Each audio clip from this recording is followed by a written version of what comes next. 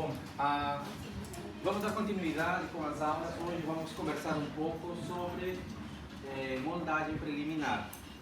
A moldagem preliminar não deixa de ter o mesmo objetivo que a moldagem anatômica tinha na prótese total, né?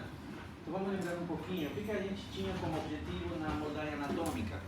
Era você afastar os tecidos, né, para ver a tonicidade muscular, a inserção muscular e freios e bridas. A gente tinha que, por causa disso, usar um material que tivesse uma consistência maior do que um material fluido, por exemplo, né? E nesses casos, algumas vezes era necessário você mudar até a proporção do alginato para deixar um pouco mais denso, né? E tínhamos como opção também usar silicone de condensação ou adição, a massa densa, né, para poder realizar esse procedimento de moldagem anatômica. Aqui na prótese parcial removível não é diferente. Então, o que você tem que fazer? Como toda prótese, você tem dois momentos de procedimento de moldagem. O primeiro momento é a moldagem anatômica, com o nome, ele pode mudar para a prótese parcial removível, você denomina moldagem preliminar ou moldagem de estudo também, tá? Vocês vão encontrar essa referência de forma diferente nos livros, tá? E tem um segundo momento que denomina-se moldagem funcional, tá? Então, são duas coisas bem diferentes, tá? A moldagem funcional tem como objetivo você criar um modelo de trabalho, né? Sobre esse modelo de trabalho que você vai, na verdade, criar a estrutura da prótese, né? Ou das extremidades ou da parte dentro. A gente vai entender um pouco mais isso mais para frente, tá?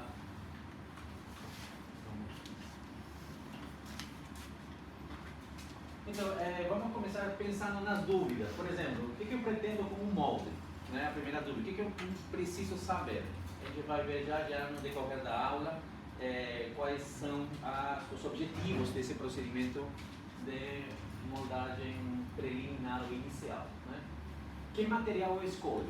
Eu sei que eu tenho alginado, eu tenho silicone, eu tenho toda a variedade de elastômeros, mercaptana, poliéster, enfim, vários materiais. E na verdade quase todos eles podem ser usados para o procedimento de moldagem preliminar. O que a gente tem que saber é o que você quer obter com isso, né? Você pode usar um silicone de adição muito caro, de R$500, mas pode moldar muito bem com um alginado de R$30, R$40, tá? Então a gente tem que saber qual é o objetivo do procedimento, o que você quer obter com esse procedimento, tá? Quais são os cuidados que eu tenho que ter com o molde. E claro, em consequência, com a criação do modelo de trabalho, né? Vocês sabem que uma vez que você molda, dependendo do material que você usou, por exemplo, o alginato, você precisa preservá-lo dentro de um umidificador para que não haja uma possibilidade menor de alteração dimensional. Se você deixar o alginato em cima da bancada, na temperatura ambiente, o que vai acontecer? Ele começa a perder água. Perdendo água, ele se distorce, né? E vamos pensar que se você moldou com alginato para a obtenção de uma armação metálica, por exemplo, e você deixou na bancada meia hora e depois você for completar o molde para fazer um modelo de trabalho, você vai ter de fato um modelo distorcido.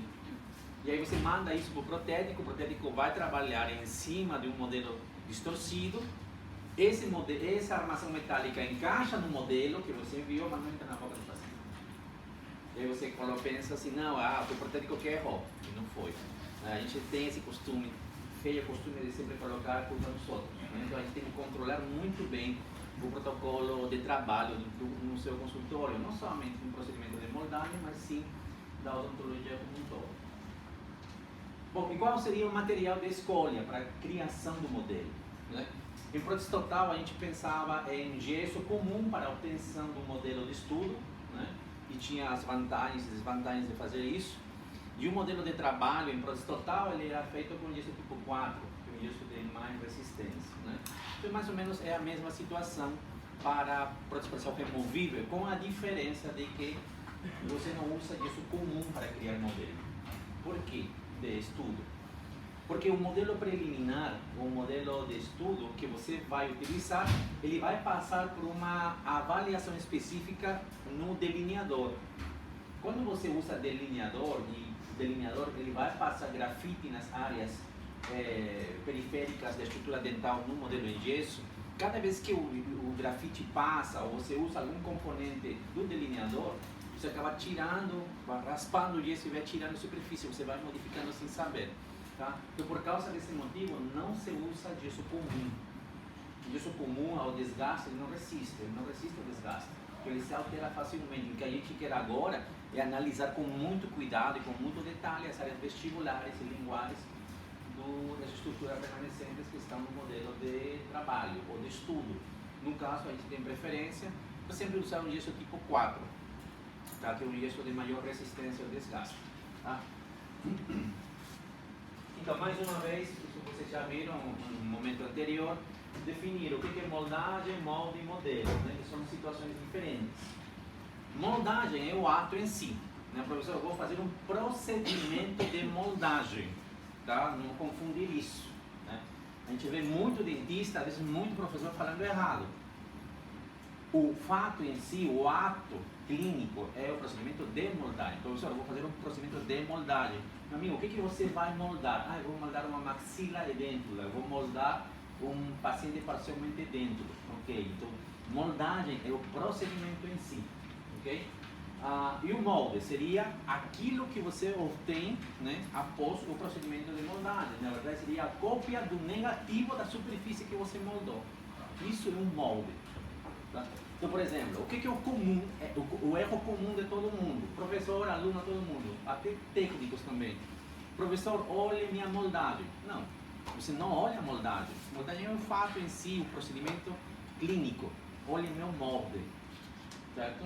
Tá? Cuidado, ok? Quando a gente avalia, a gente pergunta, você avalia o molde tal e não sei o que na prova, por exemplo. Você me coloca moldagem, está errado. Porque eu não estou pedindo para avaliar procedimento de moldagem. Ah, professor, é a mesma coisa. Não é. Estou sendo bem claro aqui. Tá? Não se confunda. Uma coisa é moldagem, molde e modelo. Vamos separar bem para não confundir.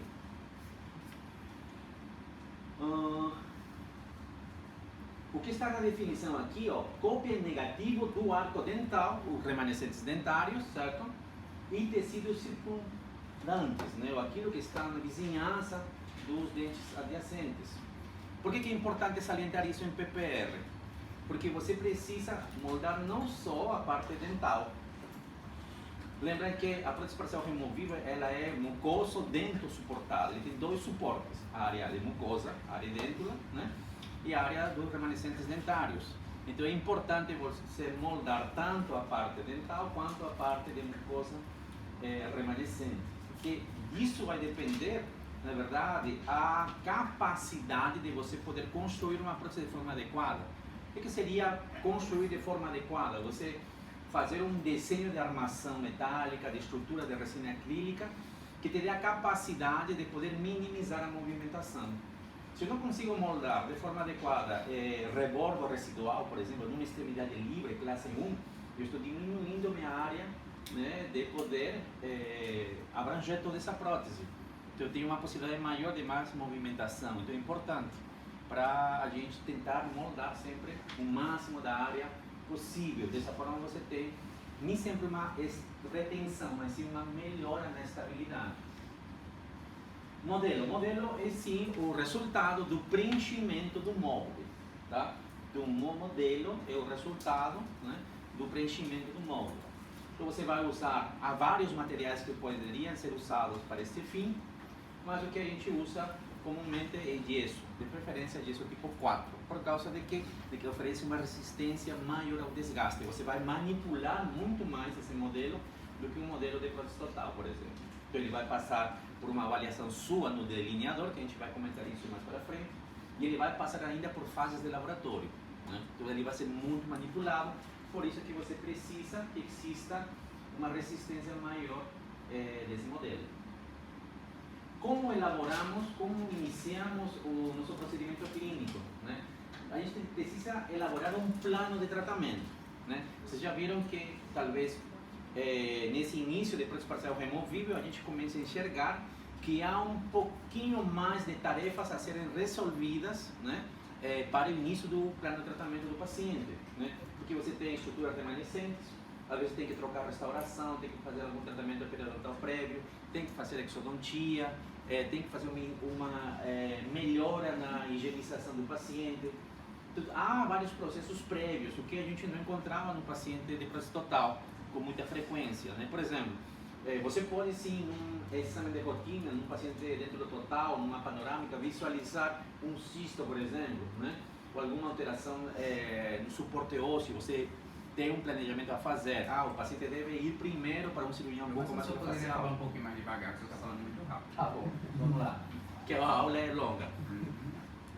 Mas vamos lá, mas lembra que a gente tem vídeo também? Tá? Tudo certo. Então vamos pensar assim, a gente tem um paciente de prótese total e a gente tem um paciente de prótese parcial removível. Nesse caso, por exemplo, não estou dizendo que o paciente de prótese total ele seja mais simples de resolver, só que talvez pela ausência dos dentes você encontra menos variáveis a serem resolvidas para determinar um plano de tratamento. Tá? Não estou dizendo que seja mais fácil ou mais rápido de resolver, isso depende do caso para caso, mas de qualquer forma, com a presença dos dentes, a gente tem uma possibilidade maior de ter que resolver outras questões em relação a esses suportes. Então é importante fazer a anamnese, o exame clínico e solicitar exame complementar.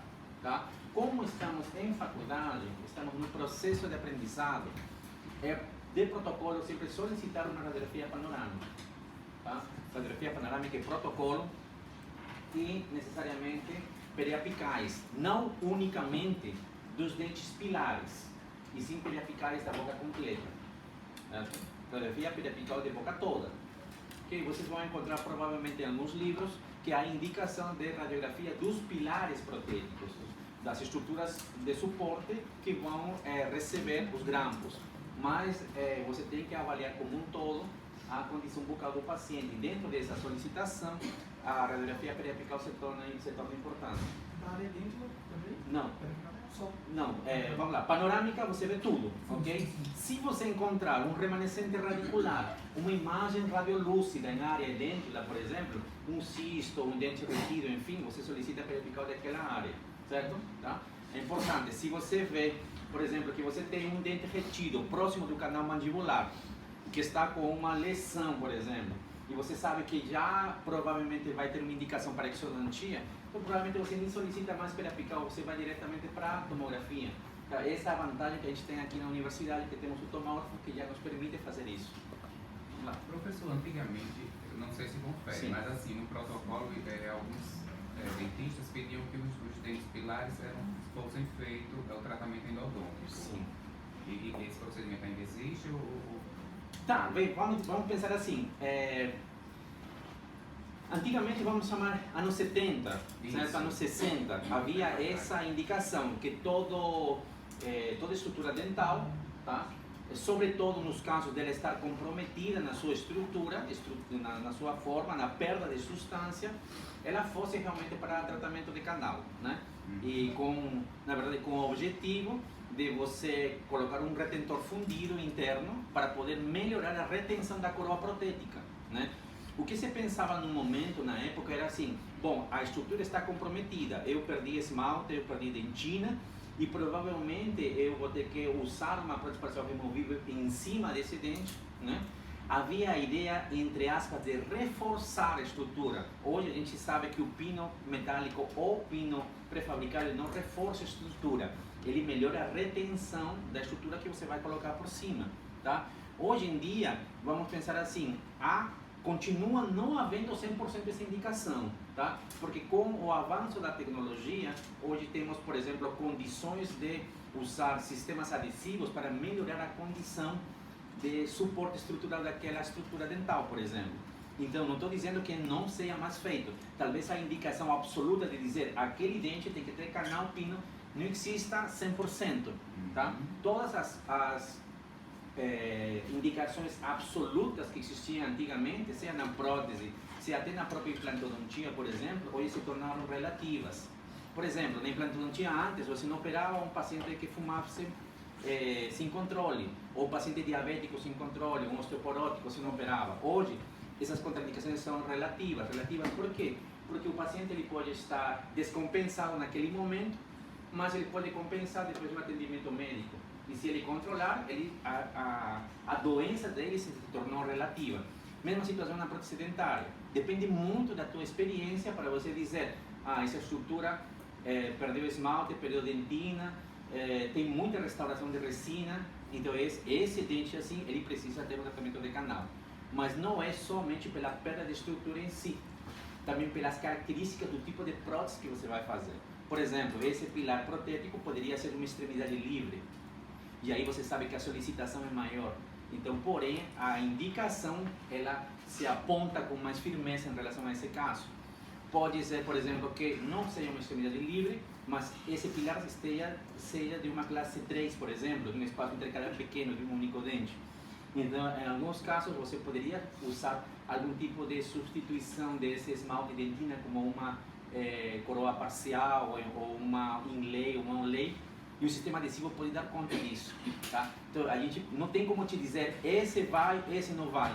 Um critério que você vai ter conforme vai passando o tempo, pela sua experiência, pelo que você já vivenciou e tudo mais. Tudo certo? Tá? Então, a gente tem que solicitar o exame clínico, fazer o exame clínico, os exames complementares que são necessários, tá? O exame complementar, a indicação é importante. Não se faz nunca uma prótese sem você radiografar, sem você analisar, por exemplo, o estado sistêmico do paciente, tá? Tudo isso é importante. Os modelos eles devem ser montados em articulador, e a gente começa a analisar essa possibilidade. Por quê? Eu tinha já comentado com vocês que quando você vai trabalhar em reabilitação oral como um todo, e talvez isso aqui torne uma importância, a prótese parcial removível, ela toma uma importância maior. Em relação a quê? Que você tem que ter duas coisas para trabalhar com PPR. Primeiro, a determinação da dimensão vertical de oclusão, que já deve ser feita, né, a priori. E em segundo momento, o nivelamento do plano de oclusão. Tá? Todo paciente de PPR não escapa disso. Certo? Como assim, professor? Por exemplo, imagine que um paciente seja edêntulo maxilar, ele não tem nenhum dente na maxila, e ele tem unicamente a parte anterior inferior de canino para canino inferior, na classe 1 de canino inferior, né? Esse paciente teve uma alteração da dimensão vertical, né? Provavelmente uma diminuição da dimensão. Então, se você não montar um modelo em articulador, você não sabe quanto espaço disponível você tem. Então, é importante para a avaliação inicial, certo? Então, você não tem controle da dimensão, você não sabe se vai ter espaço para construir essa prótese total e se você vai ter um espaço para construir aquela prótese parcial removível. Então, é importante você montar e montar os modelos no articulador. Claro que, eu não vou dizer, todos os casos têm que ser assim, não. Todos os casos não têm que ser assim. Porque você pode ter, por exemplo, uma maxila parcialmente edêntula, uma classe 3, por exemplo, e uma mandíbula também classe 3. E você tem uma manutenção da dimensão vertical porque tem contato dental. E você observa o espaço disponível. Então, nesse caso, para início de tratamento, você pode, com muito critério, não usar uma montagem em articulador. Estou dizendo pode, não estou dizendo que deve, é diferente. Tá? Então, existem, de caso para cada caso, será avaliado. Os modelos eles devem ser delineados. Todo modelo de estudo ele deve passar pela avaliação de um delineador, porque dessa forma você vai saber se essa estrutura dental tem condições para a colocação, por exemplo, dos grampos dessa prótese parcial removível. E claro que o uso de delineador não está unicamente atrelado ao uso de equador protético, por exemplo. Você tem outras formas de avaliação que a gente vai ver agora mais para frente. Tá? Quais são as finalidades do modelo? O modelo te auxilia na anamnese, né? Então, você vai ir desenvolvendo a anamnese na sua ficha clínica, você observa o modelo, você observa as características morfológicas da área que você vai trabalhar. Esse modelo de estudo serve também ao mesmo tempo para poder explicar para o paciente algumas situações, como uma mudança, por exemplo, uma alteração de desgaste nos dentes que precisa ser compensada em um segundo momento, antes da confecção da prótese parcial removível, uma ausência dental que se torna mais evidente para o paciente poder observar isso no modelo de estudo, né? E comumente as terapias que devem ser feitas para o paciente de prótese parcial removível não são unicamente moldar e fazer. Você vai ter que preparar sempre esse paciente antes. Tá? Então isso serve também para facilitar a comunicação entre o profissional e o paciente. Planejamento, claro, você vai ter que avaliar em conjunto com as radiografias, com a tomografia, com a fotografia que você usa, e esse slide tem que ser atualizado, porque hoje a gente tem esse recurso de fotografia e ajuda muito para a gente conseguir se comunicar com o paciente e com outros profissionais e com os técnicos dentais também. E todo esse planejamento que a gente vai ter que criar, por exemplo, você tem um paciente e você vai ter que restaurar a unidade 15, 16, 17, você faz isso no seu planejamento, você vai ter que fazer tratamento de canal, você vai ter que fazer uma coroa protética, você vai usar um onlay, um inlay, para melhorar a condição. Na verdade, o que a gente está fazendo é melhorar a condição das estruturas remanescentes para que possam receber a prótese parcial removível, né? E a partir disso, a partir do planejamento e diagnóstico, você tem um prognóstico, né? Prognóstico significa assim, ele é favorável ou é desfavorável. O que seria um prognóstico desfavorável, por exemplo? Imagine você uma classe 1 mandibular, uma classe de Kennedy, classe 1 mandibular cima de livre, onde você tem unicamente os dois centrais, os 4 incisivos inferiores. Você sabe que é desfavorável. Por quê? Porque a extensão de rebordo dentro é enorme. Se você compara isso com a resistência, praticamente a resistência é nada. A mobilidade extrema. Imagine que esse rebordo dentro ainda seja um rebordo reabsorvido, né? Então você começa a pensar assim, eu tenho uma prótese parcial removível, uma extremidade enorme, uma resistência pequena, ainda o rebordo é reabsorvido, há uma mobilidade maior daquela estrutura, e eu tenho 4 incisivos remanescentes na boca. O incisivo de por si, ele tem uma pobre ancoragem da raiz dentro do osso, então já não me ajuda nada, e a superfície vestibular dos incisivos não tem área efetiva de retenção. E se você criar retenção por cima deles, provavelmente você os tire, porque não tem uma boa ancoragem. Isso é um pronóstico desfavorável. E aí você começa a pensar, caramba, então qual seria a opção para esse paciente? Inúmeras opções. Aí, por exemplo, caberia a possibilidade de fazer tratamento de canal, por exemplo. Vamos fazer tratamento de canal, vamos fazer, por assim dizer, coroas protéticas, mas todas unidas entre elas. Vamos associar isso a um encaixe extracoronário, ou vamos fazer canal e cortar as coroas anatômicas e colocar sistemas de magneto, sistemas de retenção de outra forma, né?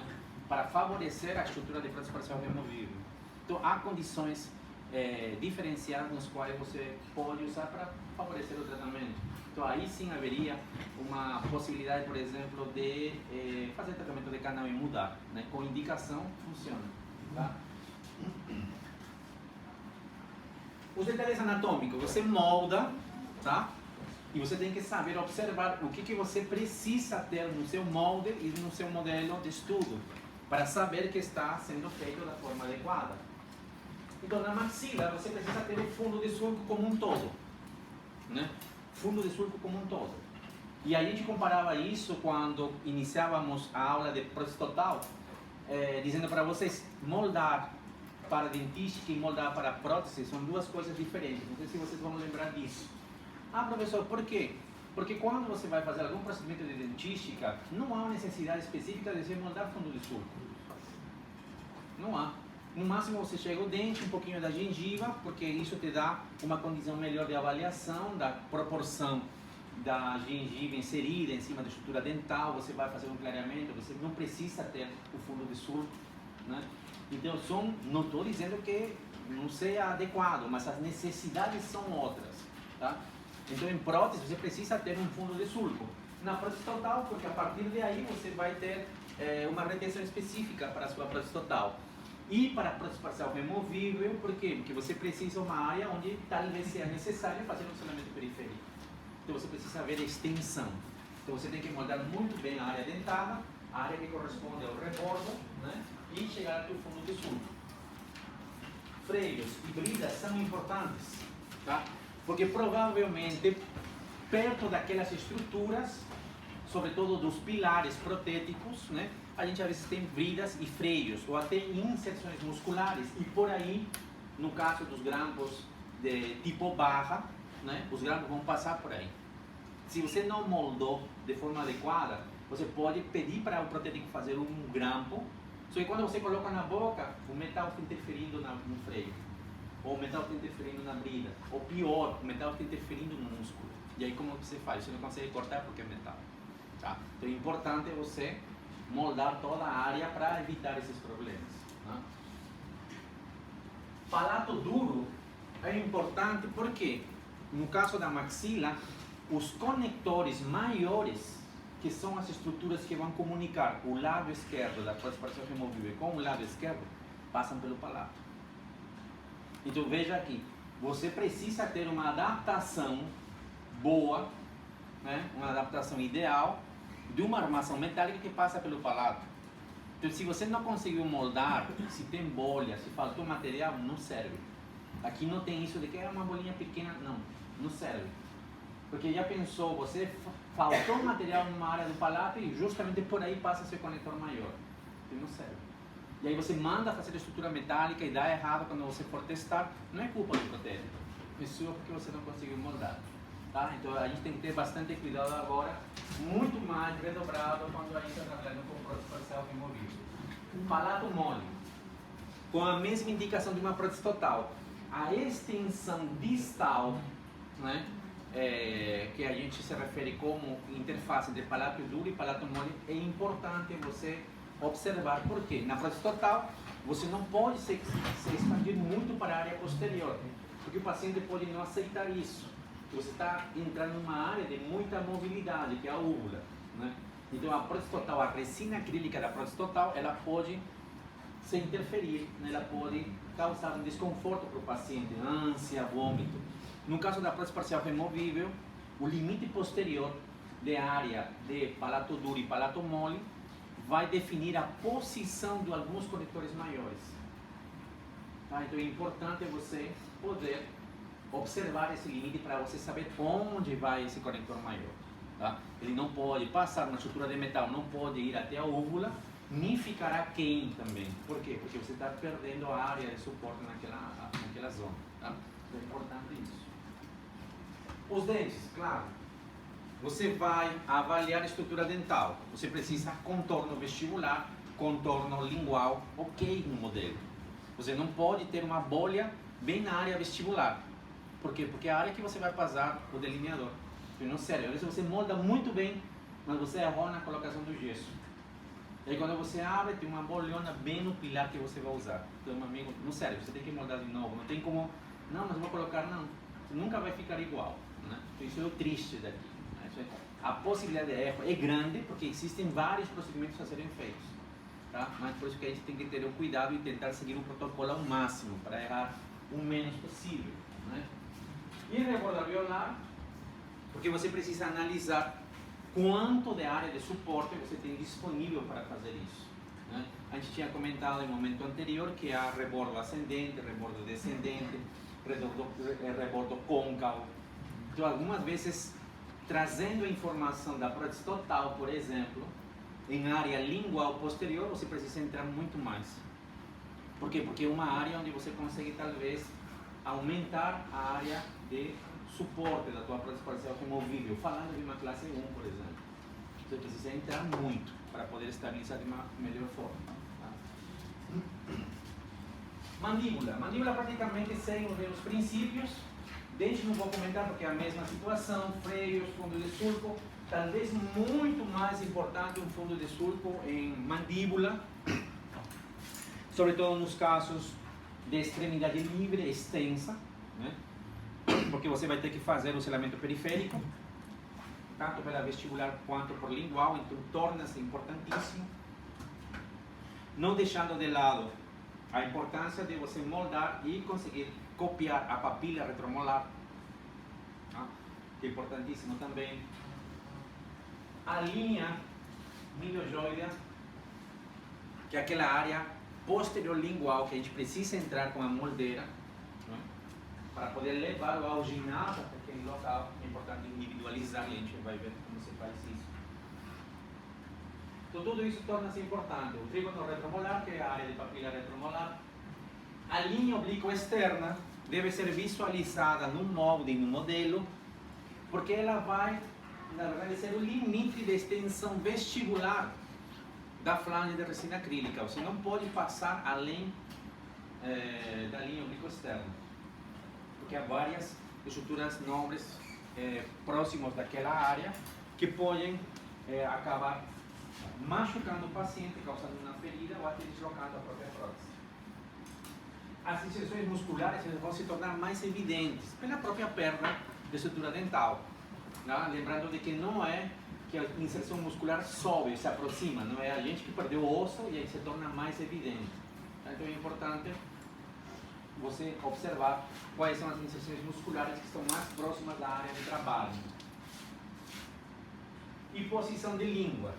Por exemplo, quando você perde dente póstero inferior, a língua ela sobe um pouco e tenta ocupar o espaço, mesmo situação da prótese total. O que eu tinha comentado com vocês na prótese total? O paciente perdeu todos os dentes, passou 20 anos não usando prótese, né? E aí a língua ocupa o espaço. Por que ocupa o espaço? Porque para você deglutir, você precisa criar um vácuo, né? Você precisa de uma pressão dentro da boca. E essa pressão da boca, a pressão interna, ela tem que ser maior que a pressão do tórax para você poder deglutir, senão você não deglute. Então, conforme o paciente vai passando pela fase do edentulismo parcial, os espaços que vão sendo perdidos, eles vão sendo ocupados pela língua. Por quê? Porque teu organismo tem que compensar agora que ele começa a ter uma área maior para fazer aquela pressão e poder engolir. Então a língua vai ocupando o espaço. Se você me molda, por exemplo, né, e você não sabe indicar para o paciente os movimentos de língua que ele tem que fazer, você erra também. Então tudo isso é de cuidado, tá? Quando um paciente edêntulo total de mandíbula, ele levanta a língua, por exemplo, todo o assoalho da boca sobe. E já tinha comentado para vocês que nos casos extremos de reabsorção de mandíbula, não se pede para o paciente movimentar a língua, por causa disso, porque você perde área de suporte. Então tudo isso a gente está trazendo agora da prótese total e a gente usa na prótese parcial removível. Materiais de moldagem, propriamente, o que a gente pode usar? O que a gente pode usar? Elastômeros e hidrocoloides, tá? Os elastômeros são todos aqueles materiais à base de borracha, né? Silicones, tanto de condensação como de adição, tá? Lembrando que o silicone ele tem duas formas básicas de apresentação. Uma massa densa, que tem mais consistência, né? Denominada put também em inglês, né? Vocês vão encontrar em um pote. E tem a consistência fluida, né? Bem fluida. Tá? Geralmente você é fornecido em bisnagas, né? Ou cartuchos para pistola, né? Você tem uma massa fluida e uma massa densa. As mercaptanas e os poliéteres, né? São também elastômeros que podem ser usados para procedimentos de moldagem em prótese parcial removível, tá? Só que as mercaptanas e os poliéteres, de alguma forma, eles precisam ter uma moldeira individual confeccionada previamente para serem utilizados, tá? Em alguns casos, não sempre, tá? Mas eles precisam de uma moldeira específica porque eles são muito fluidos. Então, se você colocar numa moldeira de estoque convencional, eles coam muito, tá? Não é o caso do poliéter, mas a maioria deles precisam de uma moldeira individual confeccionada previamente ao procedimento de moldagem que você quer fazer. E os hidrocoloides, eles podem ser reversíveis e irreversíveis. Isso a gente já tinha comentado em aula de prótese total. Só para lembrar agora, o irreversível é o alginado, né? O hidrocoloide irreversível é o alginado. Por que irreversível? Porque uma vez que ele reage, né, ele gelifica, você não consegue mais trazê-lo à sua forma original, tá? Por isso que o hidrocoloide irreversível, tá? O que se usa mais comumente é o alginado. E por ser o material mais usado, todo mundo acha que sabe manipular. Mais fácil de você errar. Pela diversificação do seu uso, pela ampla diversidade que você tem no seu uso. Às vezes a gente acha que sabe, mas tudo tem um protocolo a seguir, a gente vai lembrar algumas coisas hoje. E os hidrocolóides irreversíveis, eles são usados para duplicar modelo de processo parcial removido. A gente vai mostrar já. Deixa eu ver se eu tenho aqui. Vou mostrar para vocês.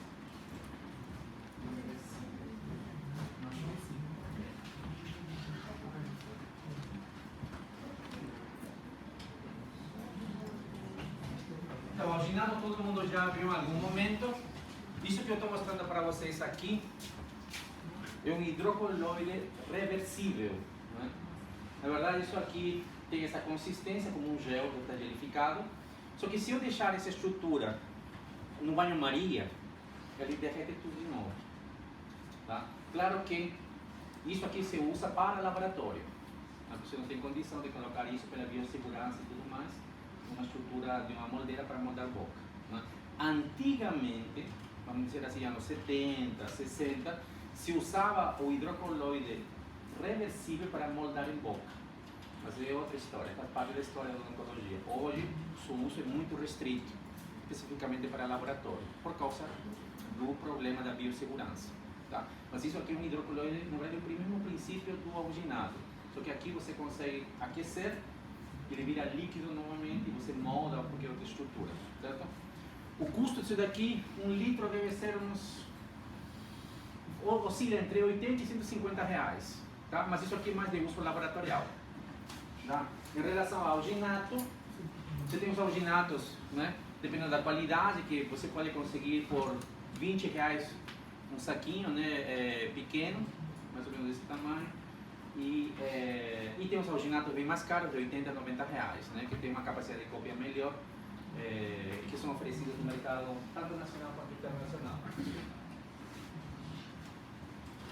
Quando você molda com alginato, né? Você deve respeitar a proporção que o fabricante já vai mostrar para você na própria embalagem. Né? Então existe uma proporção de água e pó. Né? Você pode pesar, né, as quantidades do alginato, mas o que se usa comumente, e já dentro da confiabilidade do seu uso, é usar as proporções que são fornecidas através dos dosadores. Né? Então você vai ter um dosador de pó e um dosador de líquido, usando sempre a proporção de 1 para 1. Tem uma conchinha do pó para uma medida de água do próprio dosador do sistema. Tá? Sempre usando essa proporção. Frente a isso, quando você vai moldar paciente, de forma geral, a gente usa 2 medidas de pó e 2 de água para moldar mandíbula, por exemplo. Tá? E maxila, que tem uma área maior, a gente usa 3 porções, 3 de água e 3 de pó. Tá? Isso é comumente o que funciona na clínica. 2 para mandíbula, 3 para maxila. Tá?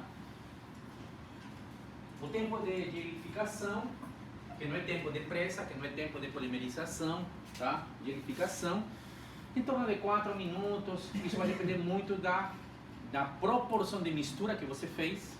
Se colocar mais água, demora mais, né? E fluir mais, fica mais complicado de moldar. Se você estiver trabalhando em um ambiente frio, né? Demora um pouquinho mais. Se você estiver sem ar-condicionado, gelifica muito rápido, tá?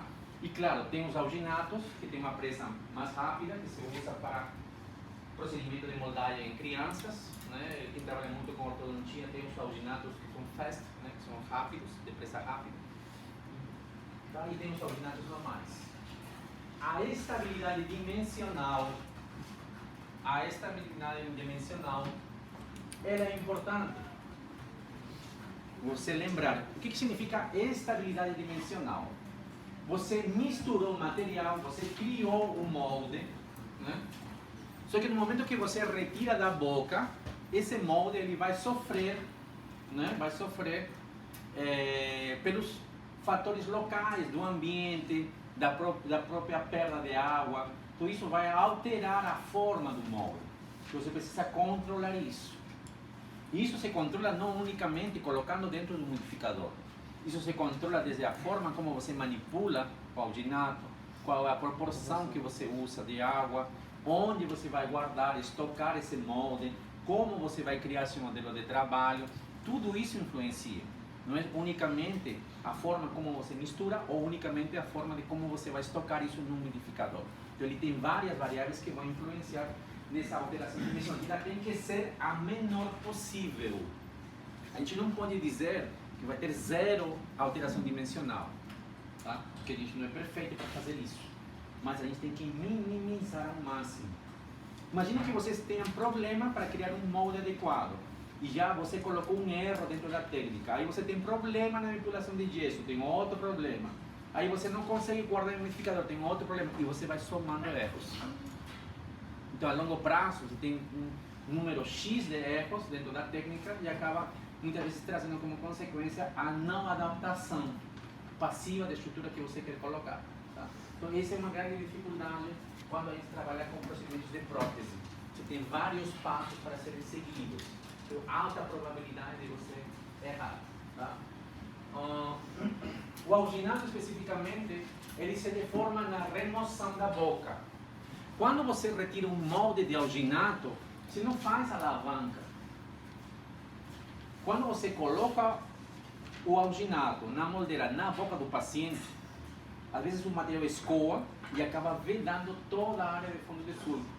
Vestibular, por exemplo, mandíbula e lingual. Ele cria um vácuo. E há uma certa resistência à remoção. Tá? Então você não evita sempre fazer alavanca, porque cada vez que você faz uma alavanca, você pressiona mais um lado do que o outro. E só o fato de você inserir tensão dentro da massa, você pode ter, na verdade, a longo prazo não, mas em curto prazo, porque você vai retirar isso da boca, uma alteração dimensional por pressão excessiva, por indução de tensão na massa. Tá? Então a gente tem que evitar ao máximo fazer alavancas. O importante é você tentar retirar num único eixo de saída. Tá?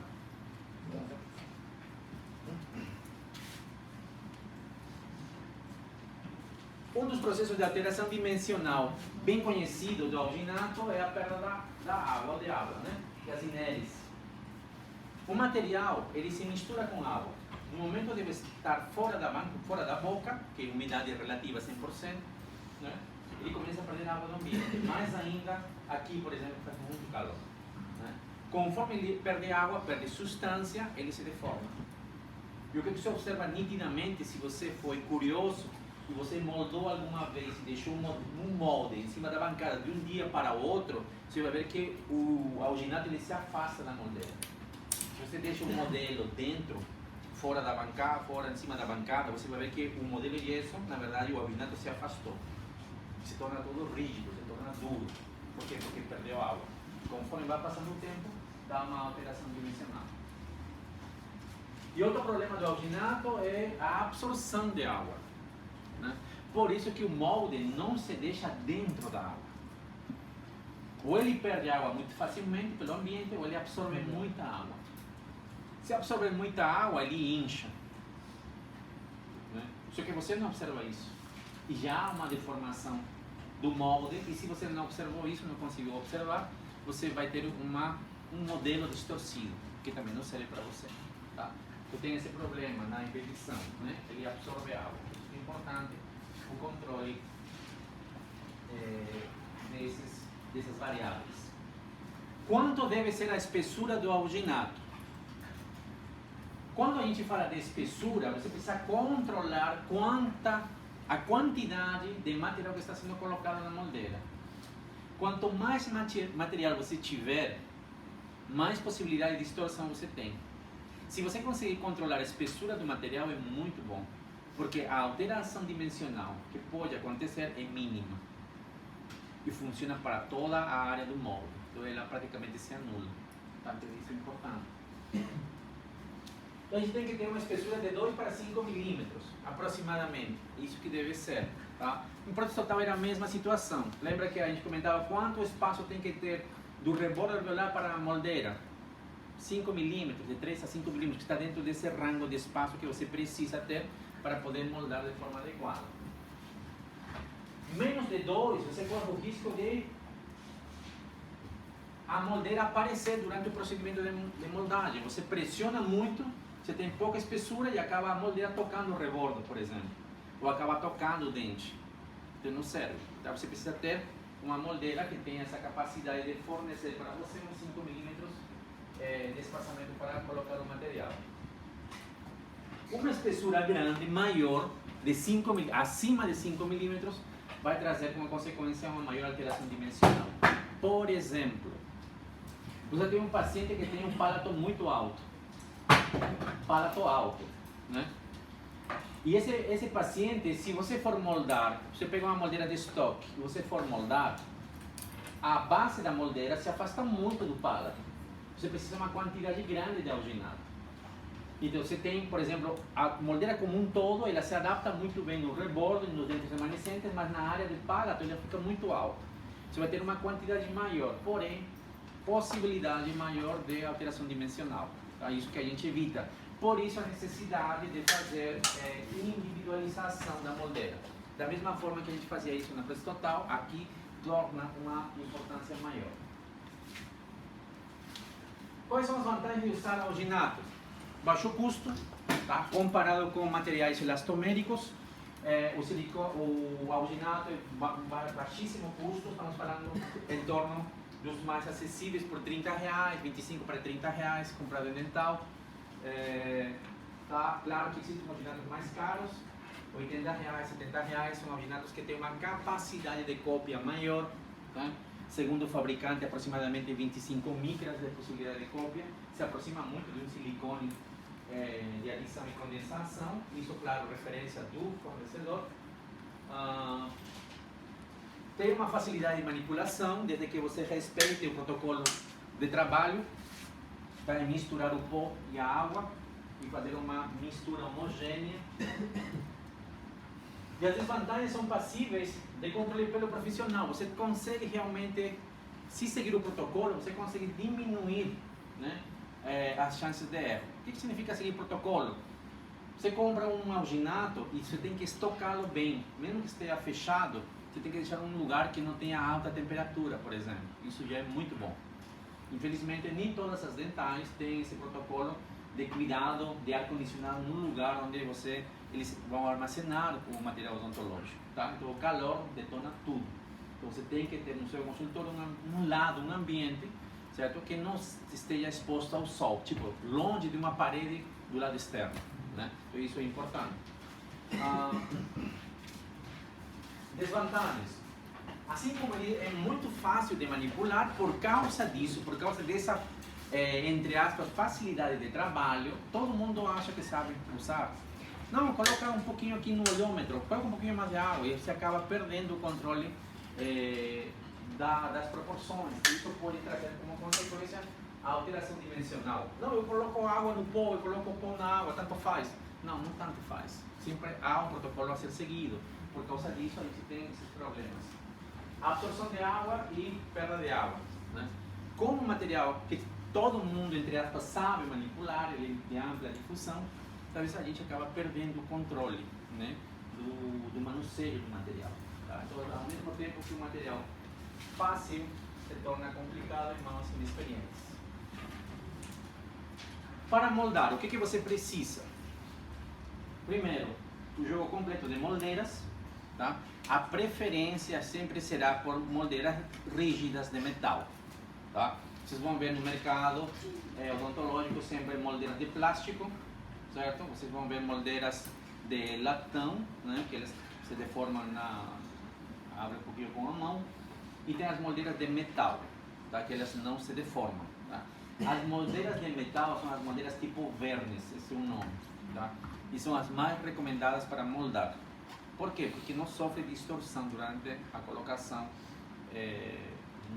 na boca do paciente. Tá? Então são as de primeira referência para nosso uso. Essa madeira tipo verniz, ela pode ser perfurada ou não. Tá?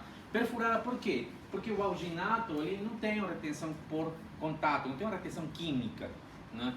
Ela precisa ter áreas de retenção para poder ficar dentro da moldeira. Tá? Então, às vezes é necessário ter as moldeiras perfuradas. Professor, e só ser perfurada? Não. Tem moldeira verniz que ela não é perfurada, mas tem uma canaleta de metal por dentro, que ela vai impedir que o alginato saia de posição. Tá? Em alguns casos, alguns alginatos de última geração, eles têm adesivo para colocar na moldeira de metal e você poder moldar. Que já foi comprovado também que quando você não usa adesivo para o alginato, há alteração dimensional também. Tá? Só que isso você vai encontrar em alginatos um pouco mais evoluídos tecnologicamente, certo? E mais caro também, bem mais caro. Tá? Estamos falando de um adesivo para alginato em torno de uns 150 para 200 reais. Tá? A Lectron, a espátula 731, que é importante para você poder cortar e fazer as retenções na cera de utilidade, que vai ser usada para poder efetuar um procedimento de individualização. A lamparina convencional, a lamparina de Hanau, e a cera de utilidade que eu já mencionei. Então a gente vai fazer individualização da moldeira, né, de estoque de metal com cera de utilidade. Materiais para moldagem. Algodão, em alguns casos é necessário, por quê?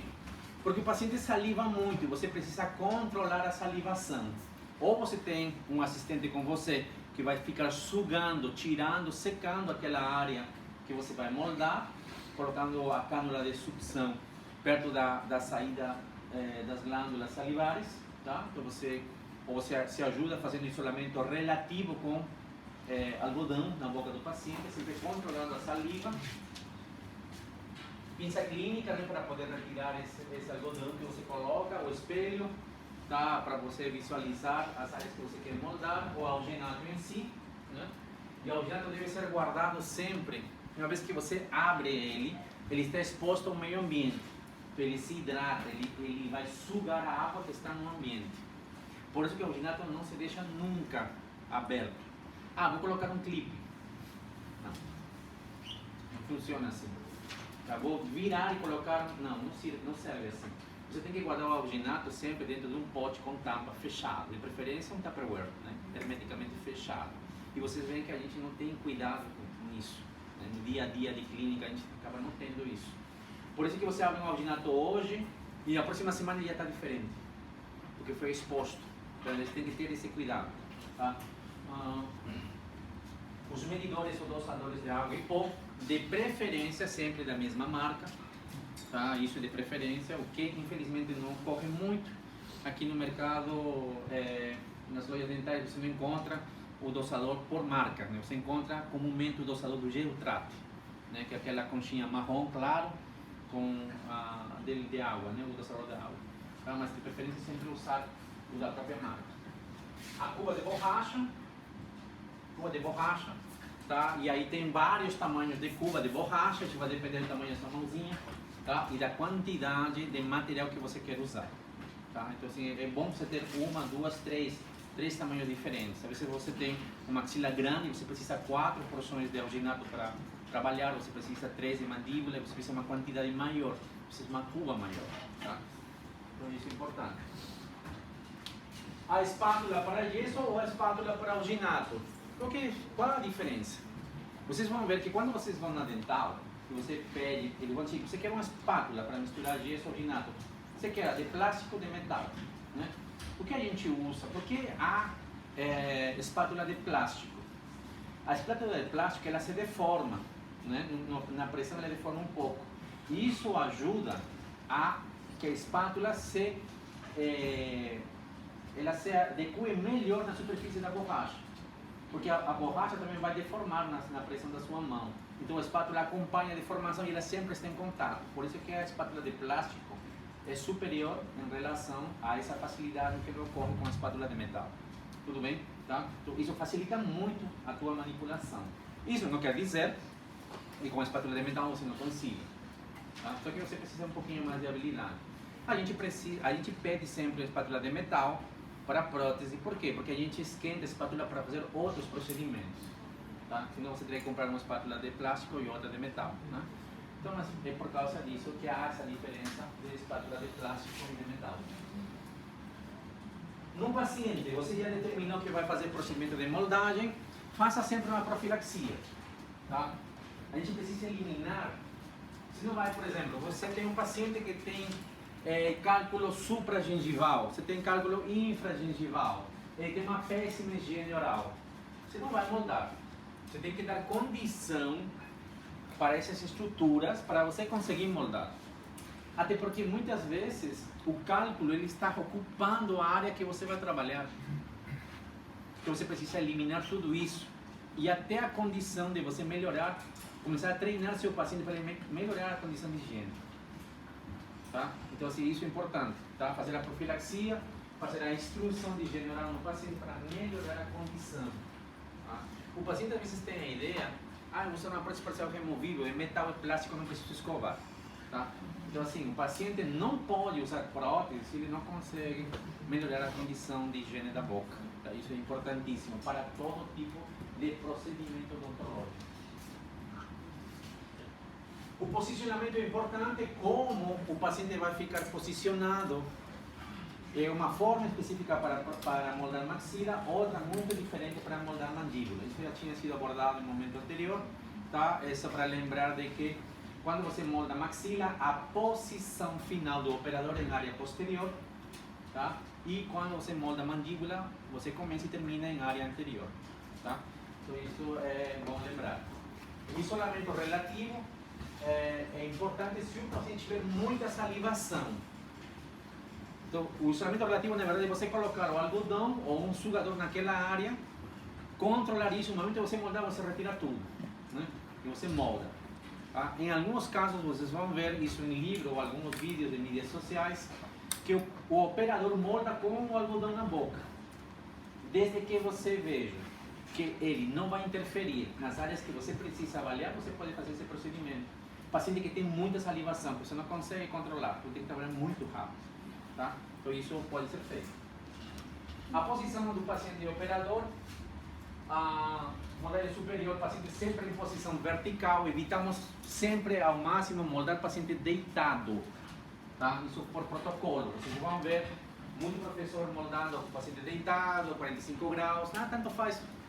Não é tanto faz, tudo tem um protocolo. Estou dizendo que não deva ser feito ou não possa ser feito, tá?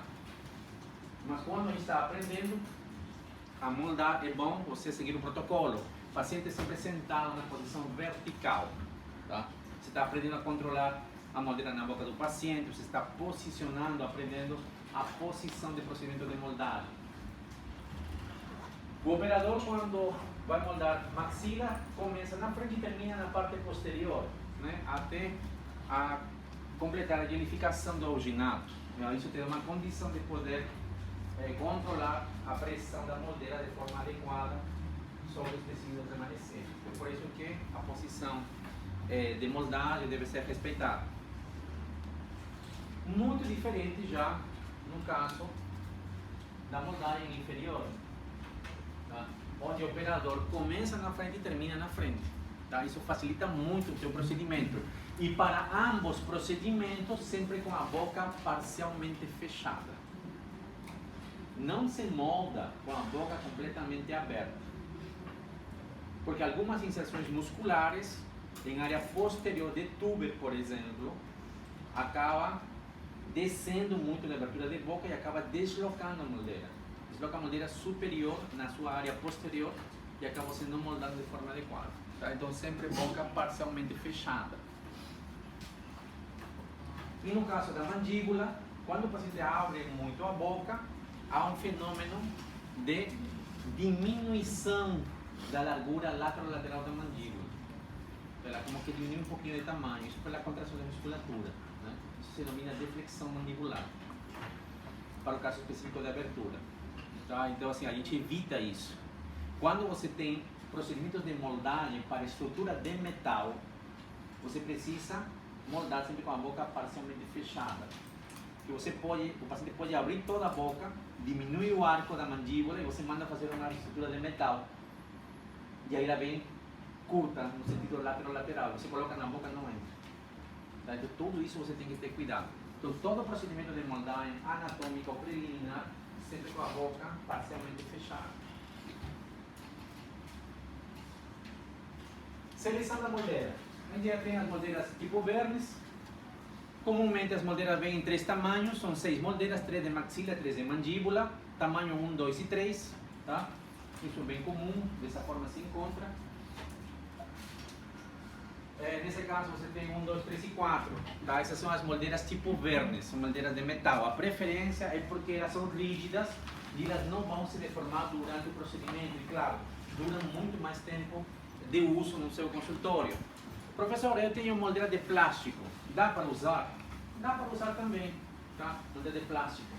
O grande problema para a gente que trabalha com prótese, aí na moldeira de plástico, é que a maioria dos nossos pacientes são pacientes idênticos. E a moldeira de plástico, se alguém já foi curioso e observou, ela tem as bordas muito altas. Então, assim, se ela tem a borda muito alta, no momento que você coloca na boca, a borda chega rápido no fundo de surco. E a moldeira, na verdade, ela se afasta dos dentes da mucosa. Já fica mais difícil de trabalhar para você moldar. Você vai ter que individualizar muito mais. Demora mais tempo. Então, não é de uso corriqueiro para quem trabalha com prótese, para moldagem de paciente parcialmente dentro. Mas, ao mesmo tempo, a gente da prótese usa as moldeiras de plástico para poder fazer moldagem de transferência com implante. Isso é outro procedimento que vocês vão aprender com o professor Fabiano. Nesse momento que você precisa usar o procedimento de moldagem para transferir posição de implante, você precisa cortar a moldeira, desgastá-la. E a de plástico é mais fácil de desgastar com uma broca de maxicute, o que você não vai poder fazer com a moldeira de metal. Tá? Então, assim, a dica é: você tem moldeira de metal? Tem. Você tem moldeira de plástico? Tem. Você tem que ter, porque você vai adequar a sua necessidade. Tá? Quando vocês estão trabalhando entre vocês, né? Entre vocês, todo mundo dentado, vocês podem usar a moldeira de plástico, não tem problema. Mas quando o paciente é dentro ou parcialmente dentro, torna bem mais difícil o seu trabalho para poder moldar. Tá? Então, essas são moldeiras tipo Verne. Vocês estão vendo que tem uma ranura aqui, um metal que dá uma curva e ajuda. E na parte interna também aqui tem uma face que dá retenção, então isso evita as solturas do alginado. Né? A seleção da moldeira começa sempre por a moldeira do meio. Por exemplo, você tem moldeira 1, 2 e 3. Né? A moldeira 1 é a menor, a 3 é a maior. Se você vai usar a moldeira do meio. E com essa você já vai visualizar, vai ver se essa moldeira é aquela para seu paciente. Então sempre você usa a do meio, tá? Nunca dos extremos.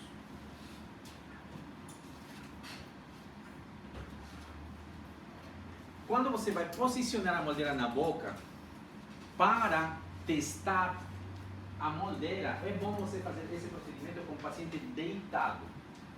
Certo? Talvez seja o único momento dentro do protocolo onde você consiga avaliar esse posicionamento com o paciente deitado. É muito melhor porque facilita a tua forma de enxergar. Teu campo visual vai ser beneficiado quando o paciente está deitado. Se você está em posição vertical, você quer ver a área de tubo, você vai ter que agachar para ver se está posicionado de forma adequada. Então facilita muito para observar isso num paciente deitado. Mesma forma, se você quer observar que uma moldeira inferior está chegando na área de papila, é melhor que o paciente deitado. Você consegue enxergar de uma melhor forma. Tá? Então, para verificação do tamanho da moldeira, você pode usar a posição horizontal para visualizar isso. Algumas vezes, a moldeira ela pode encaixar perfeitamente no arco remanescente, no arco dental. E, por exemplo, falta extensão na área de papila. Ou o contrário, pode chegar muito bem na papila, mas está faltando área de cobertura na área dental. Porque toda moldeira não é 100% para o seu paciente. Pode ser que coincida, pode ser que não. Tá? Então, para isso, você pode usar cera de utilidade, tá? Que é a forma mais prática de fazer isso, para aumentar a extensão da moldeira. Não necessariamente associado à individualização, e sim à extensão também. Tá? Às vezes acontece isso, você tem uma moldeira que encaixa muito bem na área anterior, mas não encaixa na área posterior. Dentro disso, há uma facilidade de uso maior nas moldeiras que são de alumínio, que elas você consegue abrir e fechar. Né? É uma facilidade, não tem como negar isso. Tá? Mas decorrente dessa facilidade você tem outros problemas. Tudo bem? Por exemplo, talvez nem tanto se você for usar uma moldeira de alumínio para moldar com alginato. Talvez nem tanto problema. Por quê? Porque o alginato não é denso.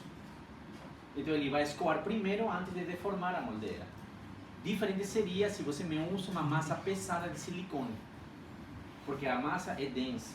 No momento que você coloca na boca, a massa não cede muito. Se cede na pressão, e na pressão ele pode abrir a moldeira. Então tudo tem uma vantagem e desvantagem. Por isso que é importante você saber qual é o objetivo do seu procedimento de moldagem. Quando vamos individualizar, temos os seguintes objetivos. Primeiro, você tem que guiar e suportar o alginado. Claro, você precisa muitas vezes de uma extensão maior para poder dar um suporte melhor a esse alginado, para que não saia de posição durante a remoção, né?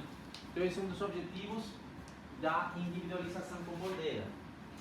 Guiar e suportar o alginado. Evitar distorção. Sim, evitar distorção.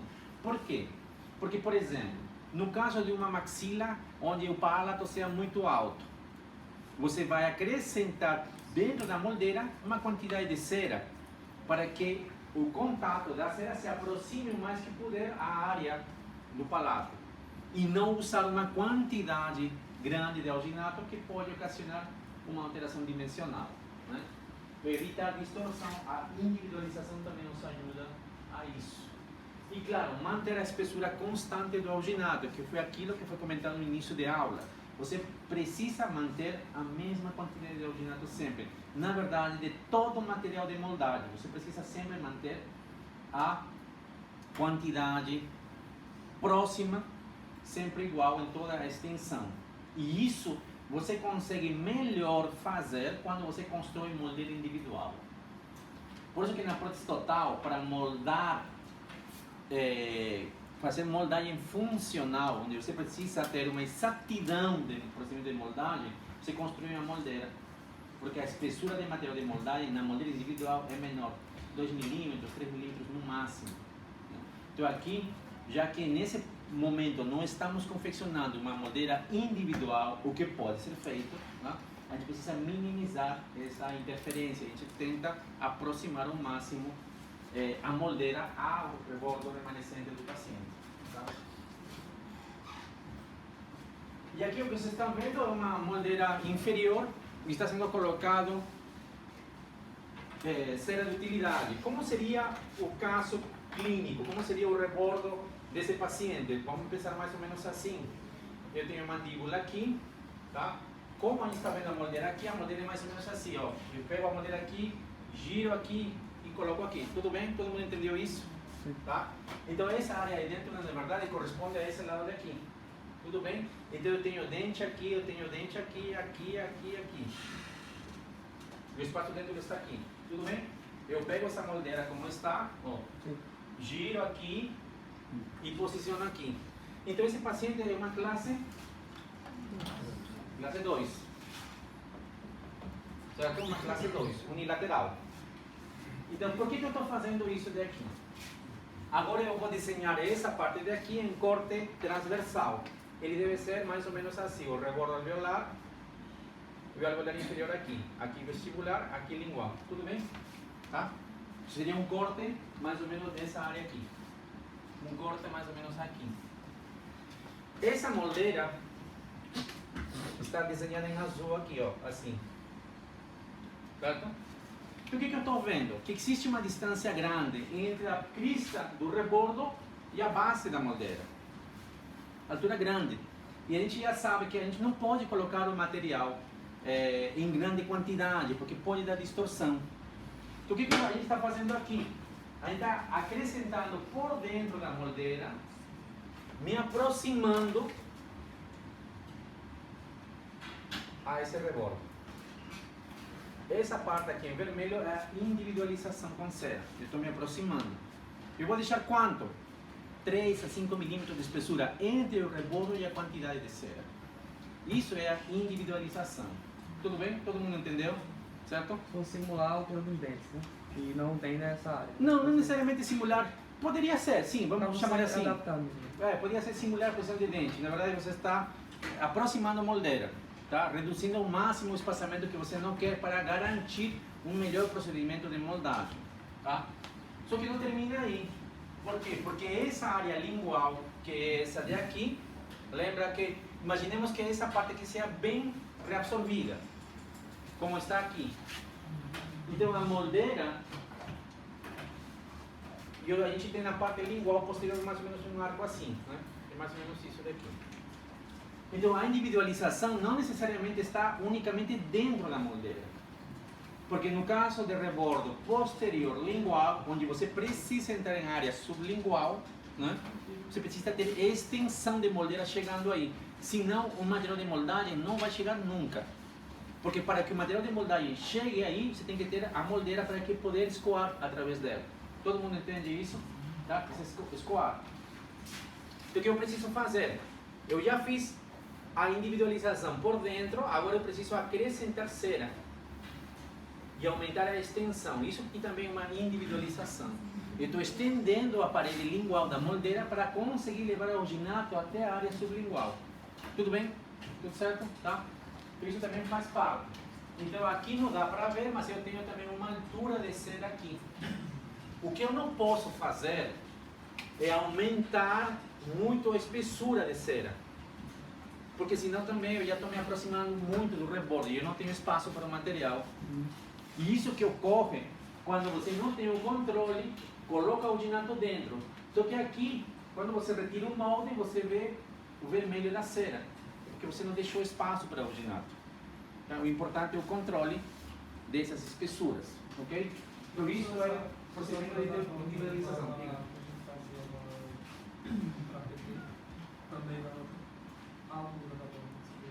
Sim, é a mesma situação. Tá? Por exemplo, você pode ter também que na área vestibular essa moldeira seja curta. Pode ser também. O que você vai fazer? Você acrescenta um pouquinho de cera aqui para aumentar a extensão da moldeira. Tá?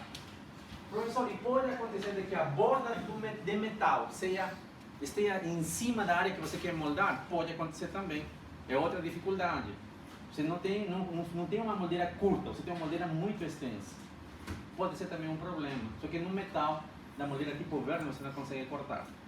Aí cresce a importância de você ter uma moldeira de alumínio. Porque ela você consegue cortar rapidamente. Então, por isso que a gente não tem como ter um único jogo de moldeira. Né? A gente tem que ter vários tipos de moldeira. Tudo bem aqui? Então veja, conforme você vai individualizando, você vai copiando o formato do rebordo residual.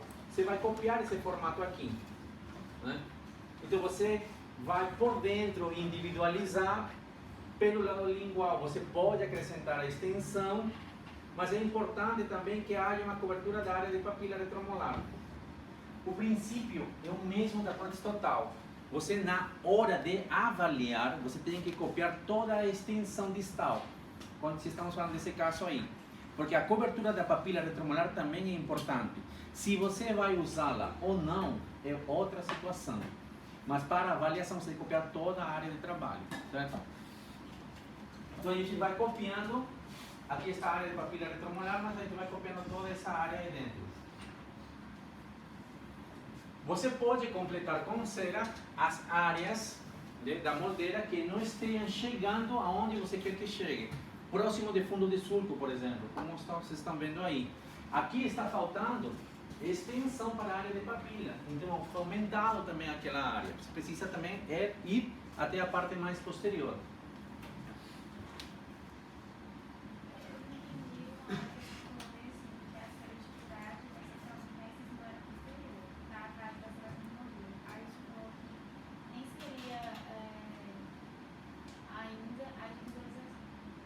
Não.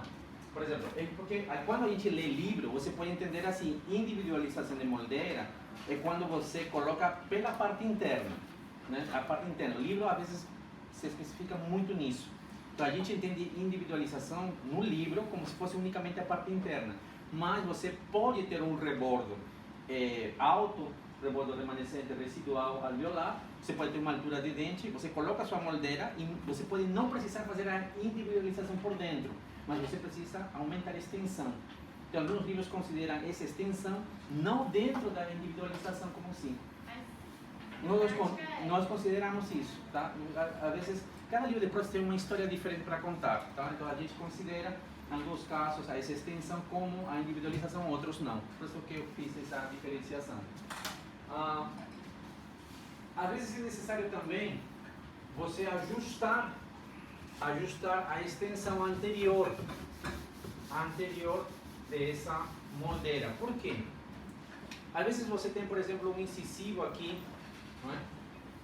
E a área de osso vestibular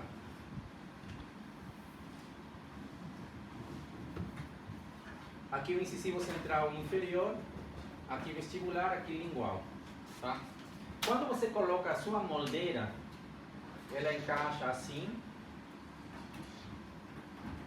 Só que aqui você tem um espaço grande também, né?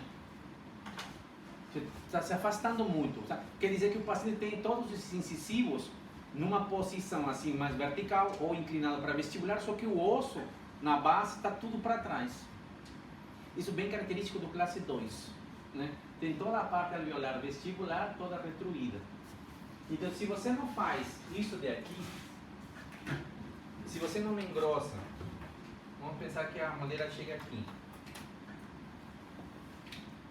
Se você não pega a cera e faz isso de aqui, você não consegue moldar aqui. Aí o que vai acontecer? Isso provavelmente vocês já moldaram alguma vez, já fizeram.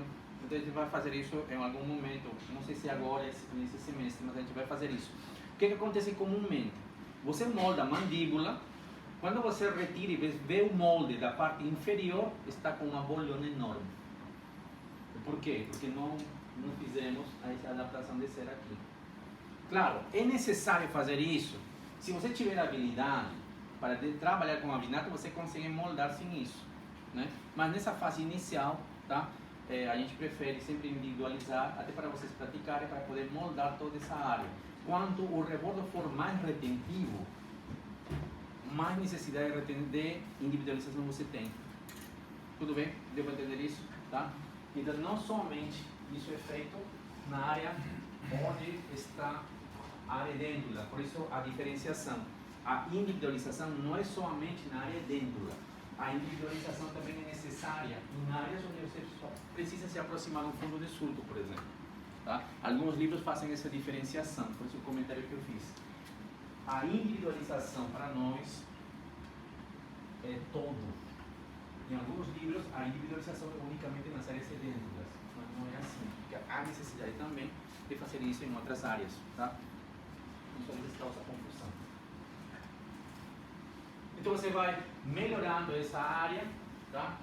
Só que depois você tem o seguinte problema: não existe uma adesão química entre o alginato e a cera e o metal. Então o próprio metal ele tem umas retenções na parte interna, tem umas fendas onde o alginato fica preso. Mas conforme você coloca a cera, você às vezes acaba cobrindo aquela área, tá? Então para favorecer a retenção mecânica, você vai fazer várias. Você pega um alicrão e começa a fazer um monte de risco em cima do alginato. Né? Sim, desculpa, da cera. Tá? Só que essas linhas têm que ser grandes e longas. Não é só, né, linhas quase que não dá para ver, porque senão sai do mesmo jeito. Tá? Então a gente vai fazer retenção mecânica com alicrão, com espátula, em todo aquilo que tem alginato, não unicamente na parte interna. Tudo aquilo que tem cera tem que ter retenção. Se você colocou cera pelo lado externo da moldeira, tem que ter retenção também, senão ele solta. Tá? Então, retenção mecânica. Em alguns livros vocês vão encontrar que eles associam a essa área aqui de cera algodão. Pegam uns fiapinhos de algodão, vocês vão ver alguns livros que eles colocam aí, mas clinicamente não tem uma relevância grande. Tá? Fazer um procedimento de profilaxia, isso para o paciente, antes do procedimento, durante a anamnese, se você já fez a evidenciação da placa, do biofilme do paciente, você vê que o paciente precisa sim ter uma instrução de higiene oral, você faz isso primeiro. Tá? A gente tem que conscientizar o paciente a melhorar a escovação, a instrução de higiene oral desse paciente para poder ele usar em um segundo momento a prótese removível, a prótese total, enfim, o que for. Qual é a técnica de manipulação do alginato? Primeiro colocamos a água, tá? E depois o pó. Tá, doutor, é igual. Não, não é igual. Não estaria falando disso aqui. Não é igual. Quando você coloca o pó na água, você tem uma capacidade de homogeneização melhor. Você consegue homogeneizar melhor, misturar melhor a massa, tá? A criação de bolhas é menor, a proporção, a possibilidade de você criar bolhas é menor, tá? Então, por isso que fazemos isso. Depois colocamos o pó, primeiro a água e o pó, tá? Você vai aglutinar, você vai misturar. A primeira fase dessa manipulação é a aglutinação, né? Você vai tentar misturar de forma adequada e num segundo momento você vai espatular. Conforme você tira a espátula da massa e você coloca novamente nela, é nesse momento que você cria bolha. Então você sempre tenta manter. Olha aqui minha mão aqui. Eu tenho uma cuba aqui, eu tenho minha mão aqui, porque eu não posso fazer isso daqui. Cada vez que eu afasto, quando volta, tem ar no meio. Então eu estou tentando colocar ar aqui dentro. Eu não faço isso daqui. Eu faço isso daqui, sempre na posição. Tentando não tirar a mão do alginato, não tirar a espátula do alginato, tá? A gente vamos marcar um dia assim para fazer esse procedimento aqui com vocês. O Geotrate, que é um dos alginatos comumente mais usados, acho que uns 25, 30 reais, mas se encontra também. Espátula de metal, que pelo menos na unidade a gente prefere usar, a cuba e o dosador, né? Água e sempre dosar o alginato dessa forma. A diferença do gesso, né? O gesso, por exemplo, para você manipular gesso, você faz a mesma situação. Você coloca água e vai colocando gesso. Só que no gesso é assim, você pode colocar um pouquinho de gesso e vai misturando. E conforme a massa fica uniforme, você coloca mais um pouquinho de gesso e vai... Isso a gente consegue fazer no gesso. No alginato não. Porque o alginato ele começa a reagir muito rápido. Então se você coloca um pouquinho, mistura, fica todo aguado. Você quer misturar, essa água está sendo absorvida já pelo próprio pó. E sobra pouco para você, então fica difícil a mistura. Então essa é a dificuldade do alginato, você tem que colocar tudo de uma vez, tá? E de preferência, se você está usando uma quantidade grande, usar uma cuba grande, porque às vezes você não consegue manipular o material na cuba pequena, acaba caindo, saindo da posição. Homogeneização, sempre usando a parte ativa da espátula. O que é a parte ativa da espátula? A parte mais larga, que é essa daqui. Tá? Então, quando você for espatular, você faz isso daqui. A parte ativa, sempre em contato, maior área de contato.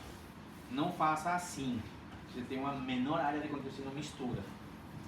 Tá? Você não consegue misturar, então é a área maior de contato. Tá? O que você quer mais ou menos essa consistência, tá? Você deve observar que todo o conjunto de alginato como um todo eles tenham uma consistência homogênea e nesse momento que você vai agora preencher a moldeira. E o preenchimento da moldeira é feito da seguinte forma. Isso também tem técnica para fazer. Você vai iniciar pelos diedros da moldeira, para evitar bolha. O que é isso?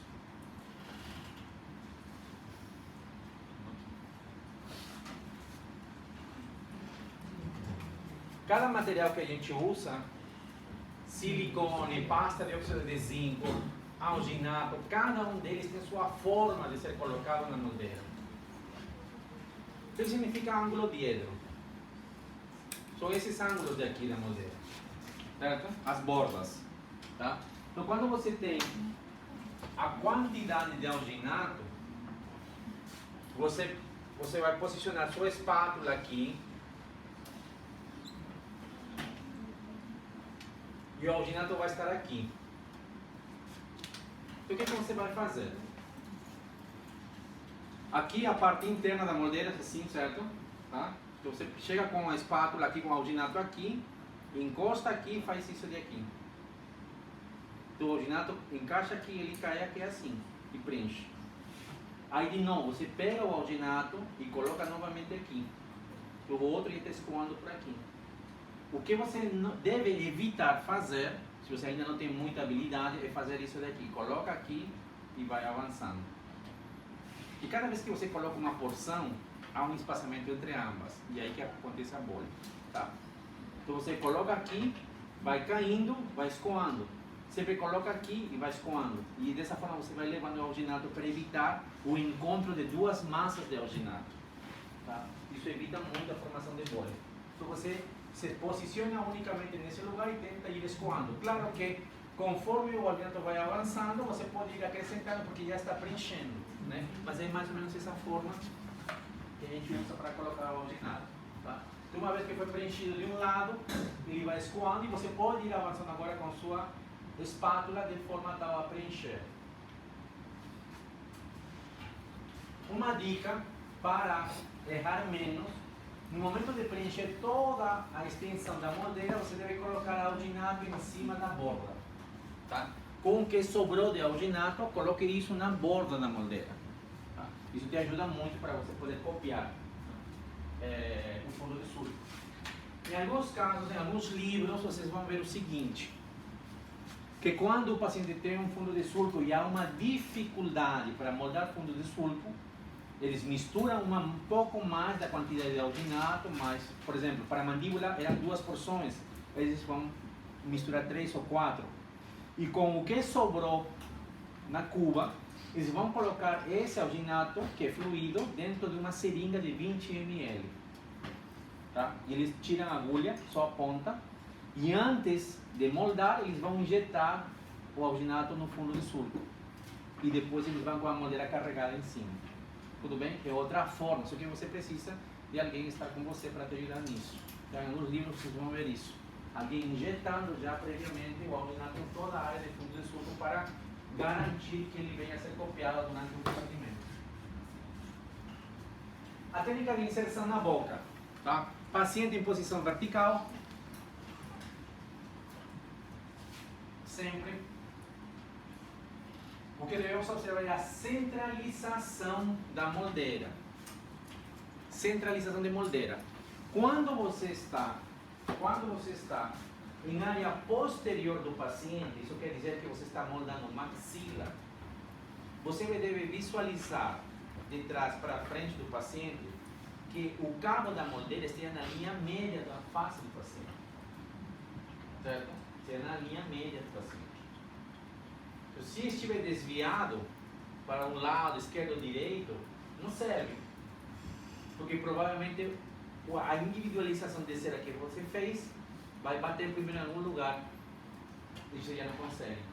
Tá? Então você deve garantir que haja um posicionamento central dessa moldeira na boca do paciente. Tá? Quando você está moldando maxila, você consegue visualizar isso porque você está atrás do paciente, você tem posição um pouco mais baixa. Então, se você for enxergar por cima do paciente, você tem que ver o cabo que esteja na linha mediana, linha média da face do paciente. Tá?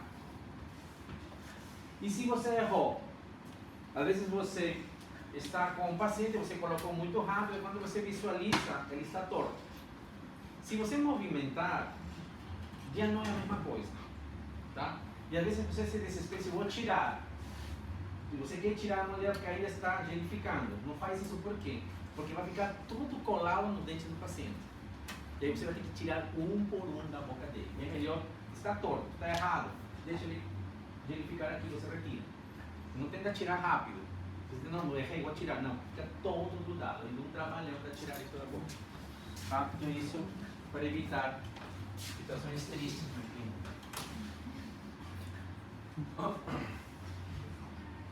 Quando você está em mandíbula, né, para estabilizar o molde, o conjunto, a moldeira e o alginato, o molde.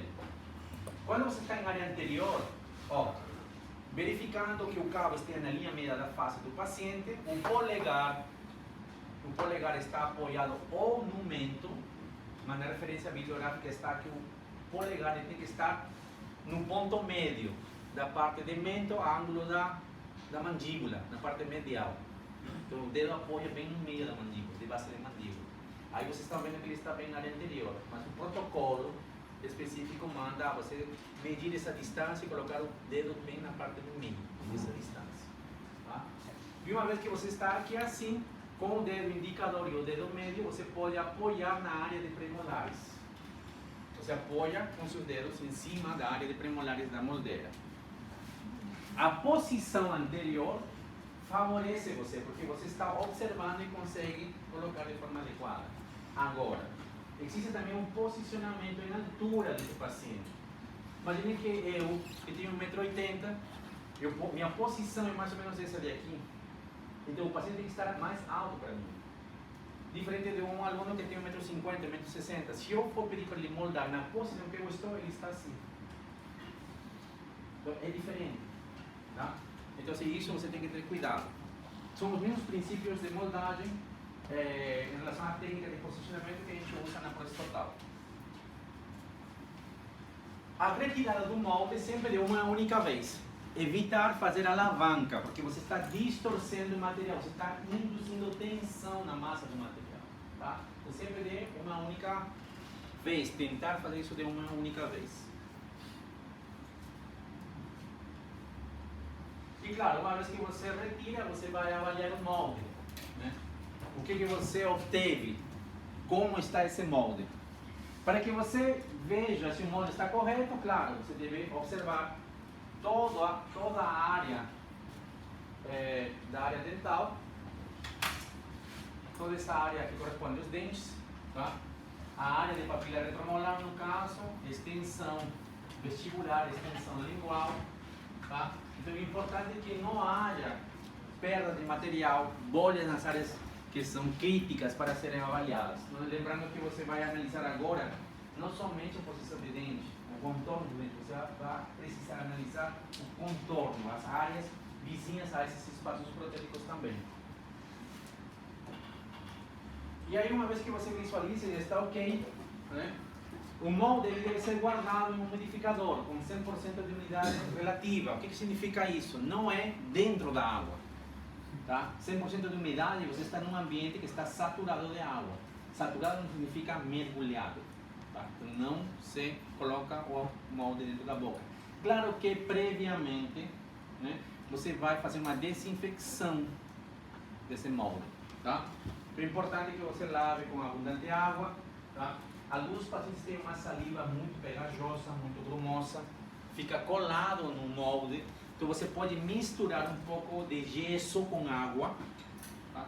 E você vai colocar e vai para limpar essa saliva bem mucosa que fica aderida no molde. Ou pode usar também uma gaze e limpando, mas abundante água. Tá? E usa, depois você pode borrifar com clorito de sódio, né? Ou algum outro desinfectante de uso comum em odontologia para desinfectar esse molde. Depois disso, sim, você lava novamente com água, tira o excesso de água, né? Não pode ter água dentro das dentações negativas do alginato, e aí sim, enquanto você prepara o material para conformar e fazer um modelo de estudo, você deixa esse molde dentro do umidificador. Tá? E dessa forma você está garantindo que não haja grandes alterações dimensionais. Quanto tempo pode ficar no umidificador? De 10 para 15 minutos aproximadamente, que é o tempo que você vai demorar enquanto você traz o gesso, coloca o vibrador, enfim. Né? Em alguns casos vocês vão ler em literatura que a maioria dos livros não indica o uso de umidificador. Né? Nesses casos, tá? A gente está falando que seria um protocolo estrito de trabalho. Tá? Ambientes controlados são necessários para minimizar o efeito colateral, que seria a alteração dimensional. Quanto mais certinho você trabalhar, menos problemas você vai ter. Tá? Inclusive, isso ainda eu não vi, mas eu vi unicamente nas bulas dos alginatos de última geração. Tem alginatos que você lê na bula e está escrito assim, que ele aguenta 20 dias, 15 dias fora. Né? Só que isso eu não vi ainda a comprovação disso, só coisa do fabricante. Né? Estou comentando isso porque vocês podem ver, ter acesso em rede social, enfim, acessar essa informação. Professor, eu vi um alginato da Cavex, por exemplo, que é um alginato excelente, estou dizendo que ele pode ficar fora da bancada por 20 dias e até criar 2 modelos de trabalho. Provavelmente sim, eu não sei porque a gente não tem literatura específica para isso, tá? mas ele tem uma capacidade de cópia muito alta. Eu acho que o saquinho é uns 80, 90 reais. Mesma situação para maxila, né? O grande lance da maxila é a altura do palato, tá? Então a gente coloca uma quantidade de cera necessária para poder aproximar e evitar alterações dimensionais significantes. Mesma situação na área da borda, a individualização só é colocada onde você realmente precisa. Vocês estão vendo nos desenhos aqui, nos gráficos, nas figuras, que está toda a área. Mas toda a área tem que ser sempre feita? Não. Onde você saiba, você analise e veja que há realmente uma necessidade. Você coloca demais, até porque se você colocar muitas vezes muita cera e você tiver abertura de boca pequena, você não coloca modelo.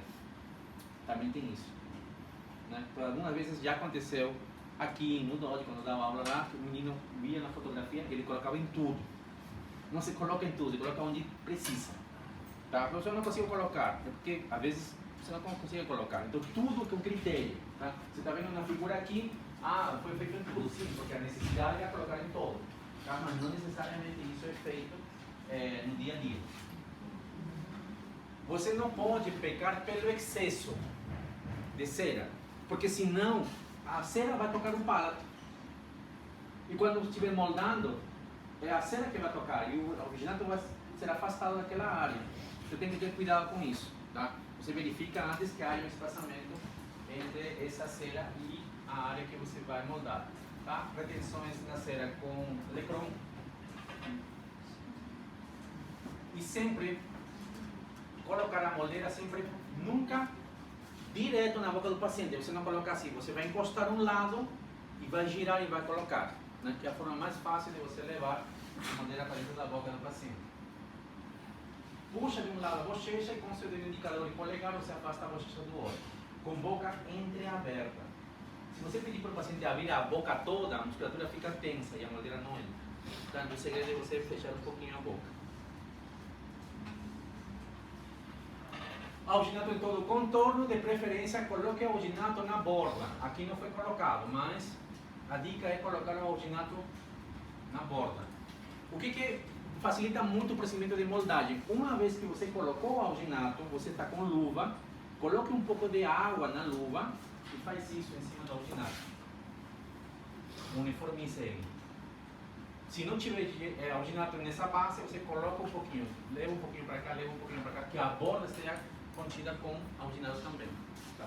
Então, se demolhar a mão é importante. E aqui você está em posição posterior. Tá? Então o cabo ele tem que estar centralizado, vinha meia do paciente, dedo indicador e médio vai apoiar na área de premolares. Né? E aí você espera a gelificação do alginato, que está em torno de 3 para 4 minutos. Falha. O alginato não foi bem misturado. Por que você vê isso? Porque você vê pedaços de alginato, né? Grumos de alginato. Então ele não conseguiu misturar. Ele misturou a massa como um todo, mas ficaram massas isoladas. Tá? Então isso a gente consegue observar aqui. Não conseguiu copiar a papila, áreas que estão aparecendo, aqui faltou material, enfim. São erros que não devem acontecer. O alginato deve marcar mais ou menos nessa área vestibular, dessa área daqui. Tá? Não colocou também retenções, então são coisas que às vezes passam. Enquanto você vai moldar pela primeira vez, você acaba esquecendo alguns procedimentos, né? Pelo medo, pela não certeza do procedimento em si. Tá? Mas a gente tem que ter bastante cuidado. O que a gente quer? Uma estrutura dental completa da área interna do molde, área de extensão vestibular, área de extensão lingual completa. Ok, isso que a gente quer. Porque dessa forma você vai conseguir avaliar de forma adequada um modelo de estudo. Essas áreas são críticas. As áreas que são próximas aos pilares protéticos, né, são áreas críticas. Né? Você não pode ter bolha de forma alguma aí, porque são áreas onde vão passar o delineador. Tá? Então a gente tem que ter bastante cuidado. Algumas vezes, isso vocês vão encontrar em livro, há profissionais, tá, que vão misturando o alginato, né, colocam na moldeira e com o que sobrou na cuba, eles pegam com o dedo com luva e colocam nos dentes. É uma forma também de você se ajudar a errar menos. Tá? Então você coloca um pouco nos dentes e aí vai com a moldeira. Né? Tem uma forma também de minimizar o erro. Temos 3 tipos de gesso: gesso comum, gesso preto e gesso especial. Né? O gesso comum, a gente usa ele para fazer a base do modelo. Tá? Você usa muito para fazer a base do modelo. O gesso pedra, que é o gesso tipo 3, ele pode ser usado como modelo de estudo. O gesso tipo 3, que é um gesso melhorado, mais resistência que o comum, ele pode ser usado para modelo de estudo. Mas para modelo de trabalho, a gente usa gesso tipo 4, né? Que é mais resistência. Mas o gesso, na verdade, o gesso tipo 3, entre o valor de preço de gesso tipo 3 e tipo 4, são muito próximos. Então não vale a pena muito você comprar gesso tipo 3. Né? Você compra gesso tipo 4 e já trabalha para tudo. Né? É uma comodidade. Dificilmente você vê hoje profissionais trabalhando com gesso pedra, no tipo 3. Você vai lavar o molde para retirar o excesso de saliva, que já foi comentado. Secar o molde, às vezes fica água bem na pontinha da cópia da cúspide no molde e você não consegue ver. Tá? Então tem que ter cuidado. Se ficou água, fica bolha. Então às vezes vai ser bom com a seringa tríplice, o arzinho, bem de leve, ou pega uma gaze ou um cotonete e vai tirando. Tá? Porque o que você não vê, meu amigo, depois você vê e é triste. Tá? E a descontaminação, que já comentei com vocês, tá? Cuidar sempre a biossegurança, temos as soluções próprias para isso, né? Hipoclorito de sódio, proteanidro, enfim, algumas soluções que podem ser usadas para minimizar o risco de infecção cruzada. Nunca mergulhar o molde. Embora alguns artigos que a gente tenha lido na literatura mostrem, né, a possibilidade de você mergulhar, colocar dentro de uma solução, a gente opta por não usar isso. De qualquer forma, as soluções de hipoclorito, de glutaldehído, elas têm dentro da sua composição água. Tá? A gente evita ao máximo, não há necessidade de fazer isso.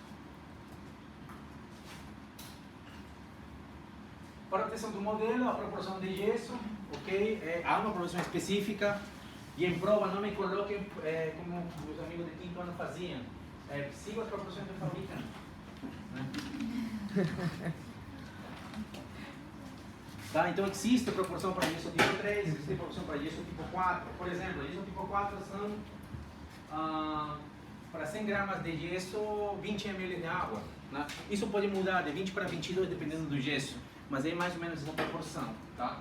Não é a proporção de 1 para 1, como meus amigos do quinto ano sempre proporção de 1 para 1, não é 1 para 1. Tá? Então gesso tipo 4, por exemplo, de 20 a 22 ml de água para 100 gramas de gesso. Tá? E o que você usa mais ou menos para criar um modelo é 300 gramas de gesso. Tá? Tem três porções mais ou menos que você usa. A espatulação de gesso é diferente do alginato. A única coisa que é igual é que você coloca primeiro água. Você pode ir acrescentando pequenas quantidades de gesso para facilitar a homogeneização.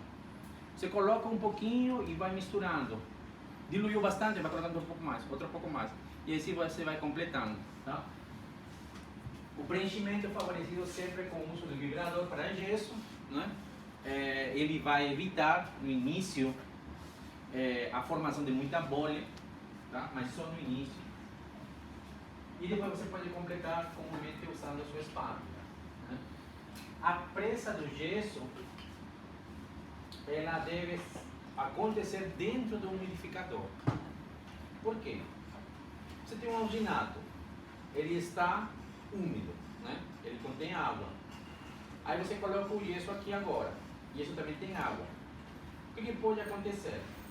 Se o ambiente estiver muito quente, né, o alginato se desidata rápido e ele vai sugar água do gesso.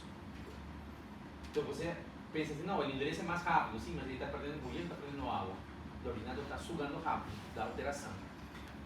Tá? Então aí tem que ter esses cuidados. Por isso que o conjunto moldeira e molde e gesso, ele deve esperar a sua completa pressa dentro do umidificador. Tá? Outra coisa importante, não se retira o gesso, né? O ideal seria retirá-lo após 24 horas. Isso que é o ideal. Retirar um modelo só 24 horas depois de estar dentro do umidificador. Né? Há gessos, né, melhorados onde a indicação é você poder retirar após 30, 40 minutos, mas são coisas muito específicas, tá? Eu estava pesquisando outro dia na internet e tem alguns gessos que você consegue retirar do molde após 30, 40 minutos, né? São gessos melhorados, tem outras condições de trabalho, tá? Mas a gente tem que ter esse cuidado sempre. A indicação é sempre retirar após 24 horas. Por quê? Porque após 24 horas ela atingiu sua dureza máxima, tá? Se você deixar o conjunto moldeira, molde e gesso em cima da bancada de um dia para o outro, o que vai acontecer? O alginato vai secar, vai ficar duro. E o gesso está preso dentro de um material duro. Se você tentar puxar, você pode quebrar o dente. Tá? Por isso que é importante você deixar o conjunto dentro do umidificador. O alginato fica fofinho, fica hidratado. Então a retirada é mais fácil. Tá? Se você esqueceu, você deixou o conjunto em cima da bancada e você vê que está preso, não puxa. O que você tem que fazer? Pega o conjunto e deixa ele na água. Tem que hidratar um pouco para evitar quebrar os dentes durante a remoção. Tá? Algumas indicações vão dizer para vocês, nos livros, separar o conjunto dentro da água, mas isso é só necessário se o modelo e o conjunto ficou fora, em cima da bancada de um dia para outro, né? Então você precisa tirar dentro da água, mas primeiro hidratar e depois separar, tá? Para que haja sempre uma hidratação do conjunto. Vibrador para gesso, tá? Ainda a faculdade não conseguiu comprar, mas o vibrador para gesso, espátula, enfim, o gesso durônico, o gesso que se usa comumente, né? Há gessos melhores sim, né? Infelizmente o que a universidade compra não é sempre, né, onde mais qualidade é sempre o menor preço, isso é política de toda a universidade federal, tá? No entanto, você tem que ao máximo tentar controlar as alterações dimensionais que são decorrentes do uso indevido das proporções, né? Isso que é mais interessante para a gente.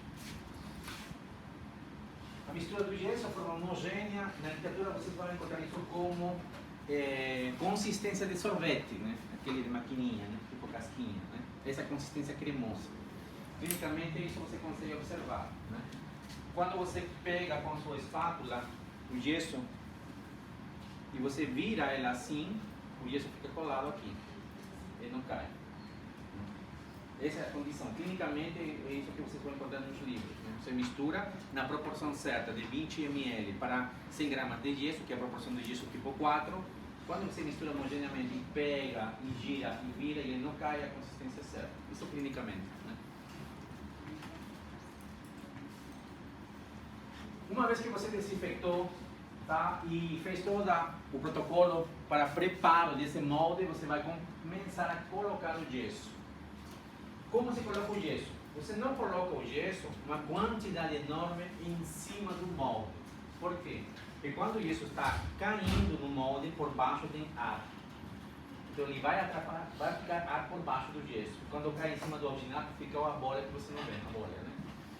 Então isso que é importante, não se coloca um monte de gesso. Você vai colocar um pouquinho só e vai deixar que escoe. Você começa a colocar do lado direito, por exemplo, começa e termina do lado direito. Não faz isso daqui, coloca um pouquinho aqui, coloca um pouquinho aqui, coloca um pouquinho lá. Por quê? Porque a bolha aparece quando os dois gessos se encontram. Então você coloca unicamente de um lado.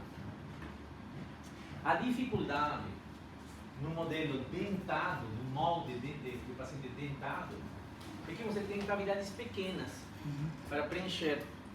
Então se você coloca um blocão de gesso, ele cobre tudo de uma vez e a bolha fica embaixo. Então a necessidade de colocar um pincel, uma coisa bem fininha para você fazer escoar o gesso. Isso não ocorre na prótese total, porque é uma área completa. Se você colocar uma massa grande de gesso, ela vai escoar do mesmo jeito. Tá? Aqui é essa a dificuldade. Então você tem que fazer com que o gesso escoe de um lado e complete do outro. Uma vez que completou a parte dentada, não precisa mais usar o vibrador. Então você pode completar agora só dando toques em cima da bancada. Por quê? Se você colocou o vibrador, está em cima do vibrador, você colocou a primeira parte de gesso. Por que o vibrador? Porque ele vai fazer com que o gessinho comece a escoar de forma adequada aqui dentro. Uma vez que completou, se você continuar colocando gesso no vibrador, a massa toda pula. E cada vez que se afasta do molde, cria bolha. Então a gente tem que ter cuidado com isso também. Tá? O uso do vibrador ele pode ser usado no início do procedimento. Tá? E cada vibração em excesso também faz com que o material saia de posição. Então tu tem que ter cuidado com isso.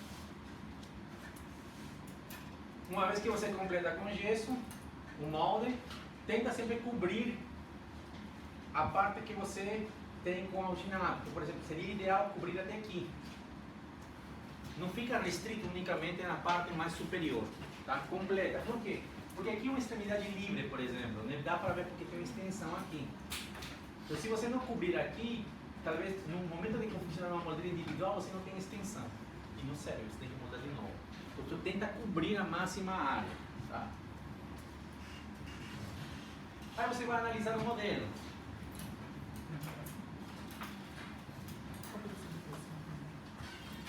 Você analisa primeiro a superfície do gesso, né? Às vezes, quando você não segue as indicações do fabricante, o gesso se esfarela só no toque. Você usou muita água, perdeu a resistência de desgaste, ele se torna, esfarela muito, só passando o dedo vai esfarelando. O gesso ficou aberto no seu consultório, você esqueceu, falou para sua assistente, guarda o gesso, a menina foi lá embora rápido, deixou o gesso aberto de um dia para outro. Tchau, um abraço. Na verdade, você vai ter que estar trabalhando com um gesso que já está hidratado. Na manipulação você consegue perceber que está diferente, que não é a mesma coisa. Então tudo isso influencia. Veja quanta coisa a gente tem que ter de cuidado para poder trabalhar de forma adequada. Por exemplo, aqui, você vê que aqui existe um espaço, aqui tem uma bolha, justamente o conector passa por aqui. Ele vai ter que subir aqui, então isso aqui já não serve para mim. Aqui o conector de metal ele desce por aqui, aqui já tem uma bolha aqui, então ele não serve para mim. Tá? Eu vou passar delineador aqui, mas tem, ó, vou passar delineador num pilar. Tem uma bolha de gesso aí em cima, não serve. Ah, mas eu vou tirar com alicrão. Não, meu amigo, porque se vai tirar com alicrão não vai ficar igual que na boca. Então veja, só essa besteirinha, a bolinha aí na areia. Então esse é o cuidado que a gente tem que ter. Já custa bastante criar um procedimento de moldagem adequado. Imagina que você moldou, mas aí, não, vou deixar para minha assistente fazer. Aí você vai embora porque tem uma coisa para fazer em casa. A menina vazou e com umas bolhões não. O problema não é assistente, o problema é que você vai ter que moldar isso com o paciente de novo. E aí imagine que eu moldei o Robson, aí a assistente liga e diga assim, senhor, você vai ter que vir no consultório para moldar de novo. O que ele vai pensar? O cara não sabe moldar. Ele vai dizer, a assistente moldou, ou passou errado, né? Não? Mas aí liga assim, não, sabe o que aconteceu assim na sala? Tá? Então tem que ter bastante cuidado. Você pode treinar seu funcionário. Tá? O consultório não é unicamente, depende unicamente do dentista. Aqui já é um modelo diferente, certo? Que eu tenho, por exemplo, duas estruturas dentárias em área posterior. Isso aqui seria mais uma prótese total do que uma classe 4, por exemplo, né? Uma classe 4 de Kenny. Eu tenho um modelo onde eu tenho toda a superfície que eu vou precisar para utilizar. Aqui, por exemplo, já me complica, porque tem uma bolha aqui, né? Então já fica meio complicado para mim. O contorno aqui obedece mais ou menos o que eu quero verificar, não tenho bolhas aqui. Aqui, isso daqui parece uma bolha, mas é da própria restauração do paciente. Aqui é gesso tipo 4, na base é gesso tipo 3. Né? A base pode ser usada gesso comum ou gesso tipo 3, ou gesso 4, né? Isso vai depender muito do dentista. Veja que aqui existe uma inclinação para vestibular, né? Os dentes estão assim, para fora. É um momento eu já comentei isso para vocês. Há situações onde você vai perdendo o dente, os últimos molares ele ficam para vestibular. Ele gira pelo próprio efeito de sucção que a gente faz no momento de deglutir. Então ele gira sobre o próprio eixo e fica tudo para fora. Então, por exemplo, se eu quiser colocar uma armação de metal aqui, ela não entra, porque está assim. Por isso que é necessário fazer preparo da boca. O que eu vou ter que fazer nesse caso? Desgastar a vestibular para poder encaixar uma prestação removível. Só para mostrar, aproveitar o slide. Né? No relacionamento, aqui ainda não foi montado um articulador, aqui somente está encostado em cima da bancada. Mas, por exemplo, aqui você não sabe quanto de dimensão vertical efetiva eu vou ter que mudar para o paciente. Por isso que os modelos isolados servem, mas não te dão toda a informação. Porque eu posso colocar esse modelo mais para cima, mais para baixo. Eu não sei quanto espaço disponível eu tenho. Eu não sei como é a relação maxilomandibular desse paciente. Tá? Então é importante montar um modelo em articulador. Se eu deixar nessa posição como está e reabilitar, e eu fazer uma extensão distal aqui da PPR inferior, pode ser que toque na maxila, na área de tuber, já me complica. Eu não sei se vou ter que recortar essa área de papila, eu não sei se vou conseguir me estender, eu não sei se vou ter que afastar esse modelo um pouco mais ou aproximá-lo um pouco mais. Veja onde está a posição da premaxila, toda para trás. Então assim, eu não sei se eu vou ter que trabalhar nessa dimensão, diminuindo ou aumentando. Eu tenho uma ideia de que a minha prótese vai ter que ter uma extensão muito para anterior, isso vai aumentar o peso da prótese, a área de desfavoramento, tudo isso vai influenciar. E para poder analisar isso tem que estar montado no articulador. Eu vejo que tem uma área de rebordo residual em arco, em arco, descendente e ascendente. Então assim, isso já traz também uma conotação de observar o quadro não ser tão favorável assim. Então tudo isso vai influenciar. Veja quanto de estrutura de osso eu perdi, tudo isso daqui. Tudo isso daqui eu perdi. A área lateral a mesma situação. Desgaste na área anterior, isso tem que ser solucionado também.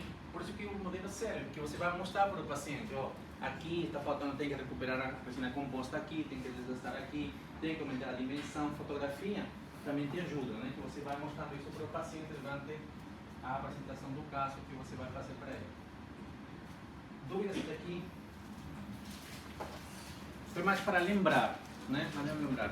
Beleza, por favor.